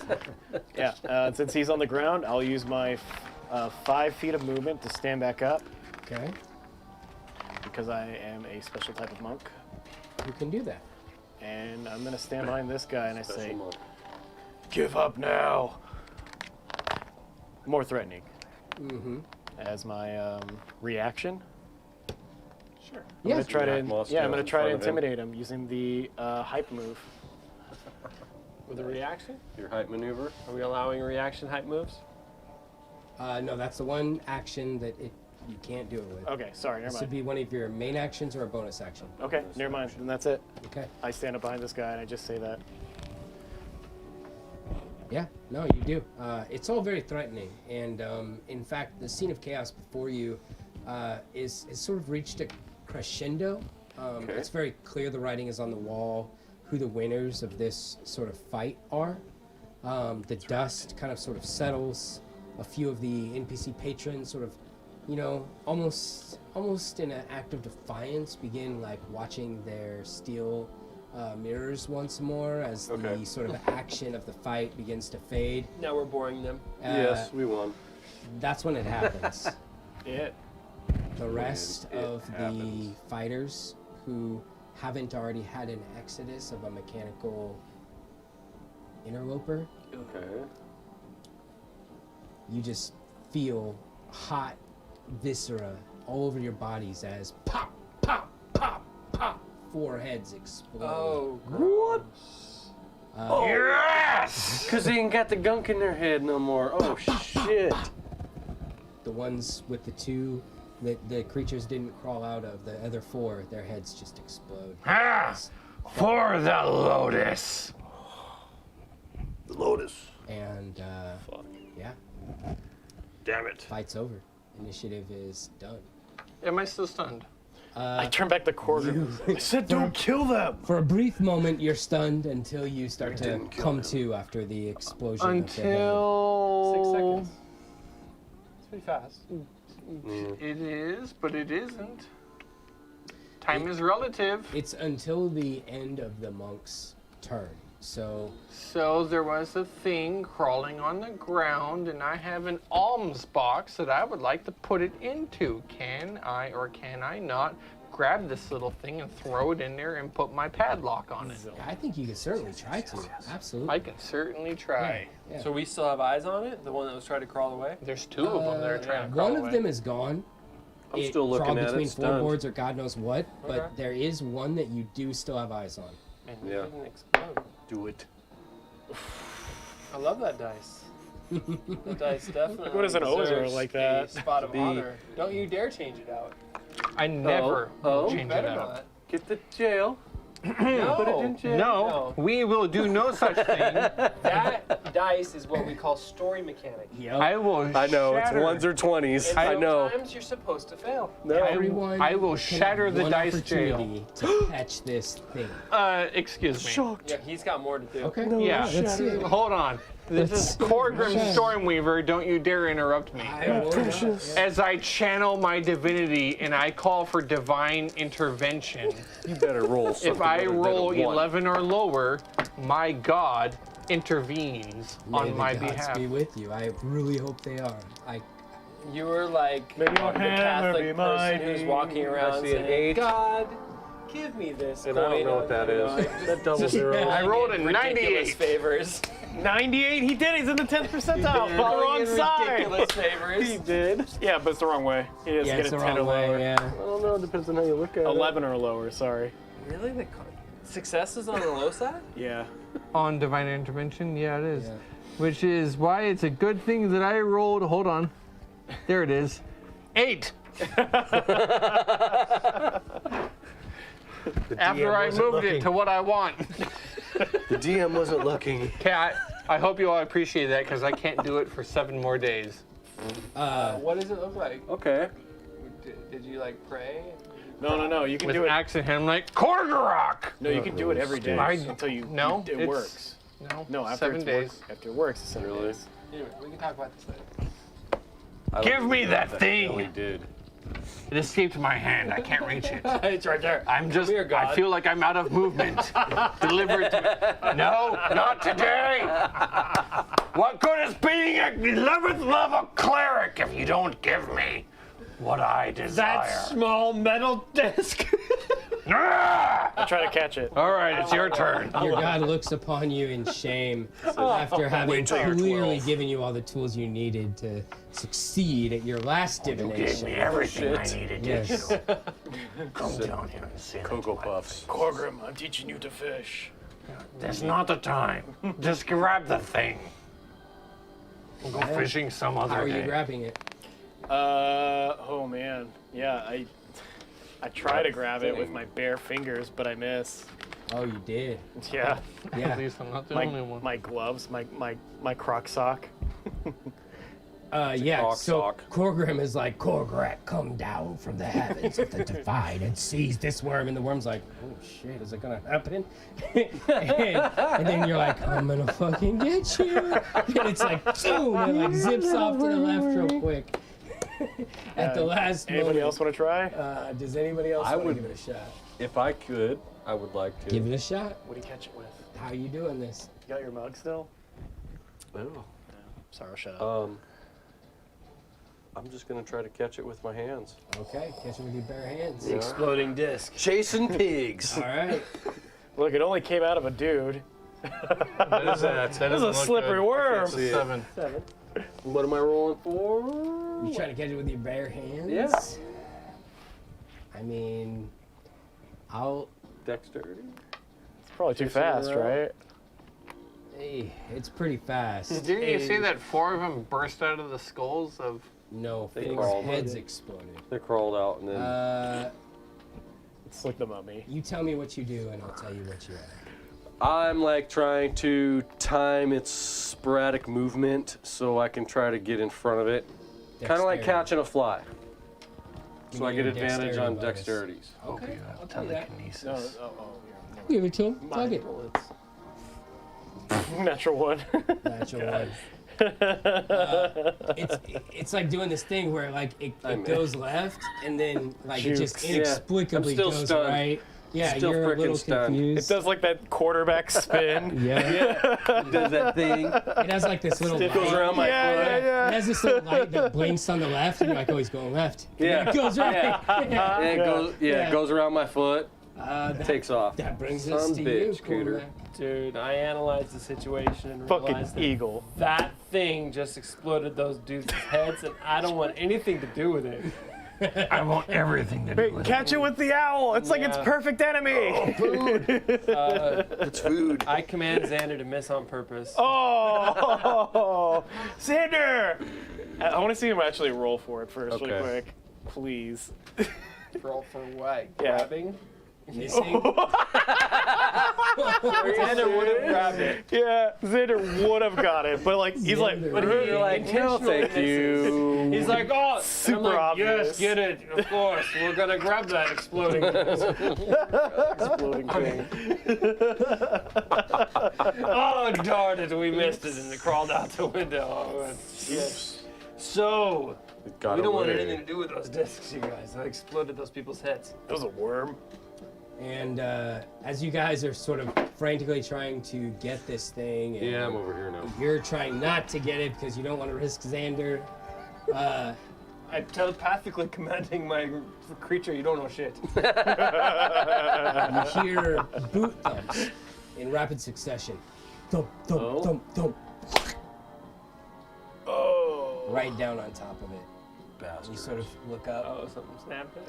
Snatched it? and standing in front of you is like a 9.5 foot tall. Whoa. Like he's got the head of an elephant, a massive, bulky build, sort of wearing what you might describe as like a military uniform, 2 pauldrons on both shoulders, a Not big like like mine. general sash across the front of it, and he just sort of stomps it, grinds it into his boot, kind of lifts it up. There's some remnants under it, kicks it off, goes back to his table sitting next to the Kenku. Okay. Show offs. And well, got a little bit of time left. What do you guys want to do? Take this outside. Yes, sorry about the mess. Who's left? Nobody's left. Fight's over. Are they dead? Yeah, they're dead. They're dead. Heads exploded, yeah. The 2 that the creatures crawled out of are dead, and the other 4, their heads exploded. I flip over the one that's wearing the jacket. What's on the back of it? Oh, interesting.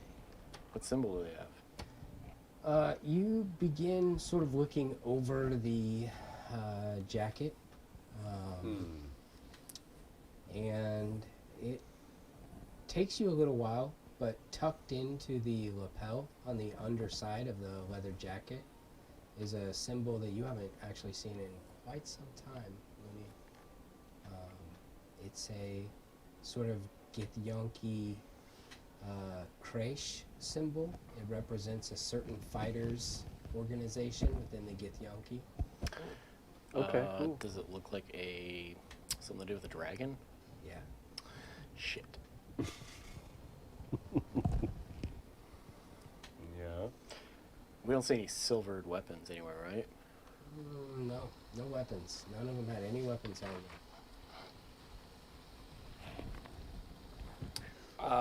Walking over to, what'd you say the bartender's name was? Judas? Judas. So, Judas, like that fight? Hell of a show, lads! Hell of a show! Please tell me you're heading on over to the Mayhem at the Monastery. Shut your mouth, Judas. Absolutely, we will. We're sorry about this mess in here. I'm Hey, is that a head exploding thing? Is that normal around here? First I've seen him. Is it normal? Weird, we didn't do that. No. I would suggest not. Of course, to the authorities if they came. We were just having some fun. What a show! I really thought I did that. The horse trough. I is, was like, not here to full kill blood. anybody. The horses are still drinking. Yet. Totally going for lethal damage there. I didn't do that. I thought I shattered skulls. You did well, but you need to take it down a notch. No, I need to step it up. No. This is fun and games town. We just beat people up. People exploding their And let heads them is go. fun and games. I You would do well to agree. spend time with the Orcish people. Have you ever heard of sport? You know? Yes, that's when you press your thumbs into the eye sockets of your foe until their skull collapses. You ever fished before? Yes, that's when you press your thumbs into the skull of a fish until its skull collapses. Well, like, you ever let, like, the fish get away so it can come back even bigger, you know? No, that is called defeat, and you should hang in yourself. Whoa, it's just a fish. All right, friend. Think of it this way. These guys are like us. They're friends. Yeah, But they were whoever not my put- friends. Whoever put the thing Today that they exploded are. in their heads, that's who you want to in their eyes. You're right, mystery because here. they have a power that I could learn to crush the skulls of my enemies Right. So we need to figure out who put those discs in, and learn from them, and then smash their skulls. and then smash Smashing. more skulls. Yes.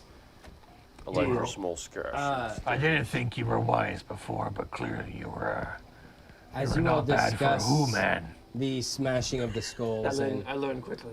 whose skulls should be smashed, Probably you that sort locks of it up. detect the rumblings of a heated conversation that's beginning to occur over at the table with the Kenku and the Elephant Man. You hear sort of fighting. The Elephant Man pounds on the table a couple times, and he says, "It has to be.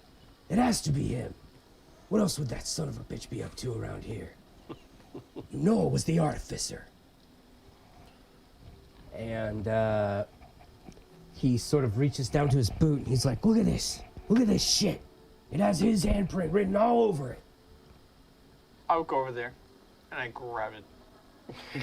I was already looking for it on the ground. Now I see it was stuck to his foot. Yeah, you go over there. Right. You pick it right up in front of him. He sort of eyeballs you askance, but he does have a bit of respect for you guys after what just happened, so he lets it play out. Did any of those guys have armbands? Things. Because I want some. Arm tassels for Yes. sure. Yes, please. I want some. I want to put bicep bands or Sadly, whatever they they're called. had not Anything? gotten to the rank of armbands yet. They Yes. just had elbow pads. That was all. They were working on it. They're and just knee They're pads. jobbers, small. They though. don't fit. Yeah, they're just jobbers. The only one who walked in with armbands was the Turtle. Solar Flare. Yeah, solar flare. And he didn't get in the fight. No. And he didn't get in the fight. No. Yeah, solar flare is too cool for that. Oh yeah, they all stayed out of it. Yeah. But yeah, so you pick this up, and tell me what, if any, history the Orcs of Storm and Steel have with the Artificer Nation, if any. Rodmalak? No. What's an the artificer nation? The Artificers are a fallen civilization that collapsed 10,000 years ago, Okay. at least. it was the first civilization of Amarth.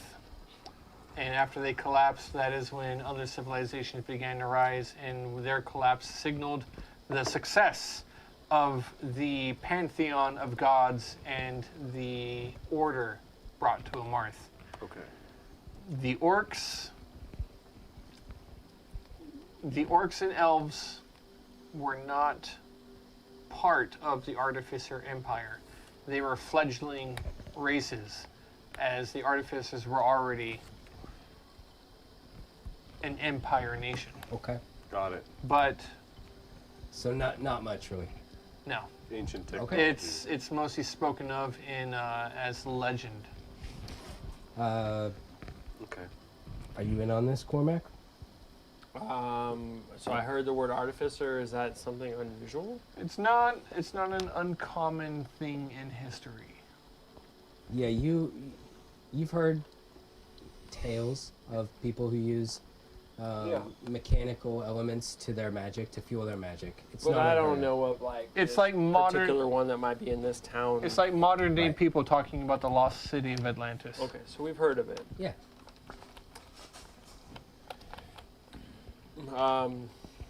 Did you join the conversation? No, I'm not listening to him. I have Okay. this weird thing in my hand. So I'm waiting to see what he does. Oh, you go over there? No, I'm waiting. But do you walk over to him or no? No, I'm just watching. From where? I'm right where I'm at. Across the bar. The bar. No, it's 20 feet. It's what he has is damaged. It's in a piece or two. Are you inspecting this thing in any way, shape, or form beyond just looking at it with your eyeballs? What are you doing? His fingers are grinding together. I'll tell you what you see just by looking at it. It's clearly made from metal. It's made from an advanced form of metal, some sort of well-made steel. It's very shiny. It seems to be, if it hadn't been so small, the person who stepped on it probably wouldn't have had as much luck destroying it as they did. It's probably no bigger than the size of your index finger. Oh. It's not huge. And it seems to contain mechanical guts, instruments, circuitry, etc. From what you can tell, it looks pretty advanced, but that's about the extent of your knowledge. Gorgorok forbids the use of Machanique. Okay. This is an abomination. And I will find an expert. And I will find the one whose devious hands has crafted this. You're welcome to join me. But if you don't, do not stand in my way. well, I have my work cut out for me running the bar. I don't think I'll be joining you, but perhaps your friends over there. Oh, sorry. I thought I was talking to that loxodon. Oh, no. Not you, Judas. Sorry, it's the nose. You confused me with the Elephant Man. And right at that moment, the broadcast cuts in. The person who, undeterred the entire time, was installing the larger steel mirror on the backside of the Ah! Oh, good lord. and the image sort of Flat screens. appears, It's all fuzzy, bangs Yeah. on it a couple times. appears for everybody this time. Unlike the individual ones where you can So only much for each HD. see your own version of the show, this one appears for everybody. And standing in the center of the ring, you see a gaunt, almost elven-looking individual, but a tortured elf, if any. Wearing a leather vest, a headband with a long tassel draping down the side of it. He's got some sort of like wand or something in his hand. It's difficult to determine what it is. And he says, "Ladies and gentlemen, boys and girls, children of all ages, the Amarthian Free Fighting Federation proudly presents to you Mayhem at the Monastery. We will be having exhibition matches, royal rumbles, grudge matches, vendetta matches, hardcore matches, all kinds of matches. But the best match of all is the one between me and you, Mooney Rumble Forge." It seems we have a destiny with the AF. And Right. the image fades to The black. AF. Did I recognize the AF. Yeah. Did I recognize the announcer? It's Kale. Oh, Is it? fuck. Is it Kale? So like you see Moody, and it's Awesome. like that beautiful mind moment, you know? It's like when they realized Kevin Spacey was the bad guy Yeah. in the movie. It's like you see me like drop the mug and it breaks. All people. Yeah. What, Yeah. Usual Suspects? Yeah, sorry, that's what I it was was. like, that's not That's the right movie. The usual Russell Crowe. suspects, yeah. And yeah, it's Kale in the center of the ring, and he is absolutely calling Usual you suspects. out. Yeah. Sorry, guys. Wow. It is time for you to seek out the AF. We've got your back. And your AF. Go have some fun. Who has the pieces of metal from the worm? Oh, yeah. You do? They sort of start to agitate, Oh. This thing is agitated. and as if Agitation. drawn Agitation. on a sort of magnetic current, they begin to fly out from your hand. Thump, thump, thump. Ah, no, no! I told you not to feed that after midnight. Who's someone killed? Oh, God damn it. What? In my pocket. They sort of slap to the side of Cormac's pocket, then fall to the ground.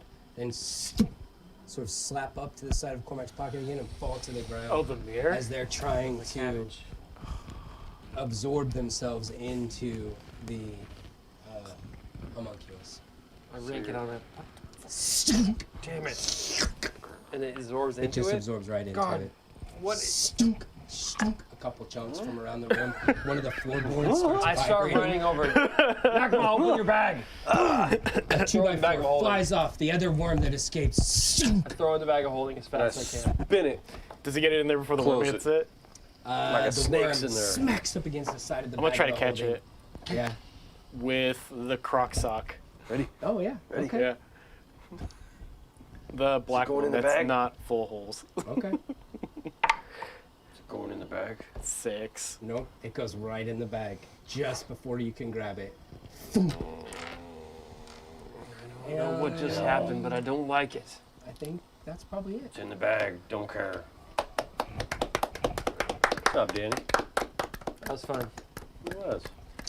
Good game, Dan. Did we get as far as you wanted us to? Yeah. I did. We did. That was Good fun. deal. Yep. So, tell us about Kale. Kale. Can we have a little campfire with Mooney? Yeah. Mooney, tell us about Kale. Yeah, like We need a we're all light. sitting around and I pull out the magic sand they use to change the color of the fire, and as we go over to the fireplace, it turns green. And for a moment you see the flames billow up and you see Mooney and Kale in them. Yeah. Oh yeah. Is it It's like I'm describing. He's actually 7 feet tall. Yeah. See a younger Mooney, and we're on Weathertop, right? Oh yeah. And while we're there, you see this very old man who's like stroking his beard, watching us from very far, and you see Kale, and coming up to me, he's like, "Listen, man, he says you can't stay here anymore because you're not progressing, but you know, I can take care of you and teach you a brand new style." But that's not how Kale sounds. This is probably what you guys think Kale sounds, because it's just me narrating it. Hey, listen. You're gonna have to get out of here, okay? Is Mooney not good at Boston. voices? I got nothing for you here, okay? You're not my student anymore, okay? Yeah, like it cuts to a few years later, outta here. and like we're doing shows like on the road, right? Like basically, he told me he'd teach me fighting, but he didn't. Basically, he taught me to lose. So you're just thinking, Oh, wow. Yeah. So whenever we do a show on the road, it was always like, play bad guy number 2, or the monster that takes the lady, or the jobber. Mm-hmm. yeah. Like these guys, right? And And- he was the hero that swooped in. Yeah, he was always the face, and I always played the heel. Until one day, Kale took everything that we had and left. You haven't seen him since then? No. It's just rude. Oh, snap. I can't wait for the fight. Yeah, and you just see like Mooney all by himself, and then he returns back to Weathertop, and that's when we ran into Taz. That's where Annette has. Nice. All right, everybody. All right, everybody. Sign night. off. Part 2 of Mayhem at the Monastery. Yes. Concludes Coming up next week. week. Well done. Yeah, I didn't.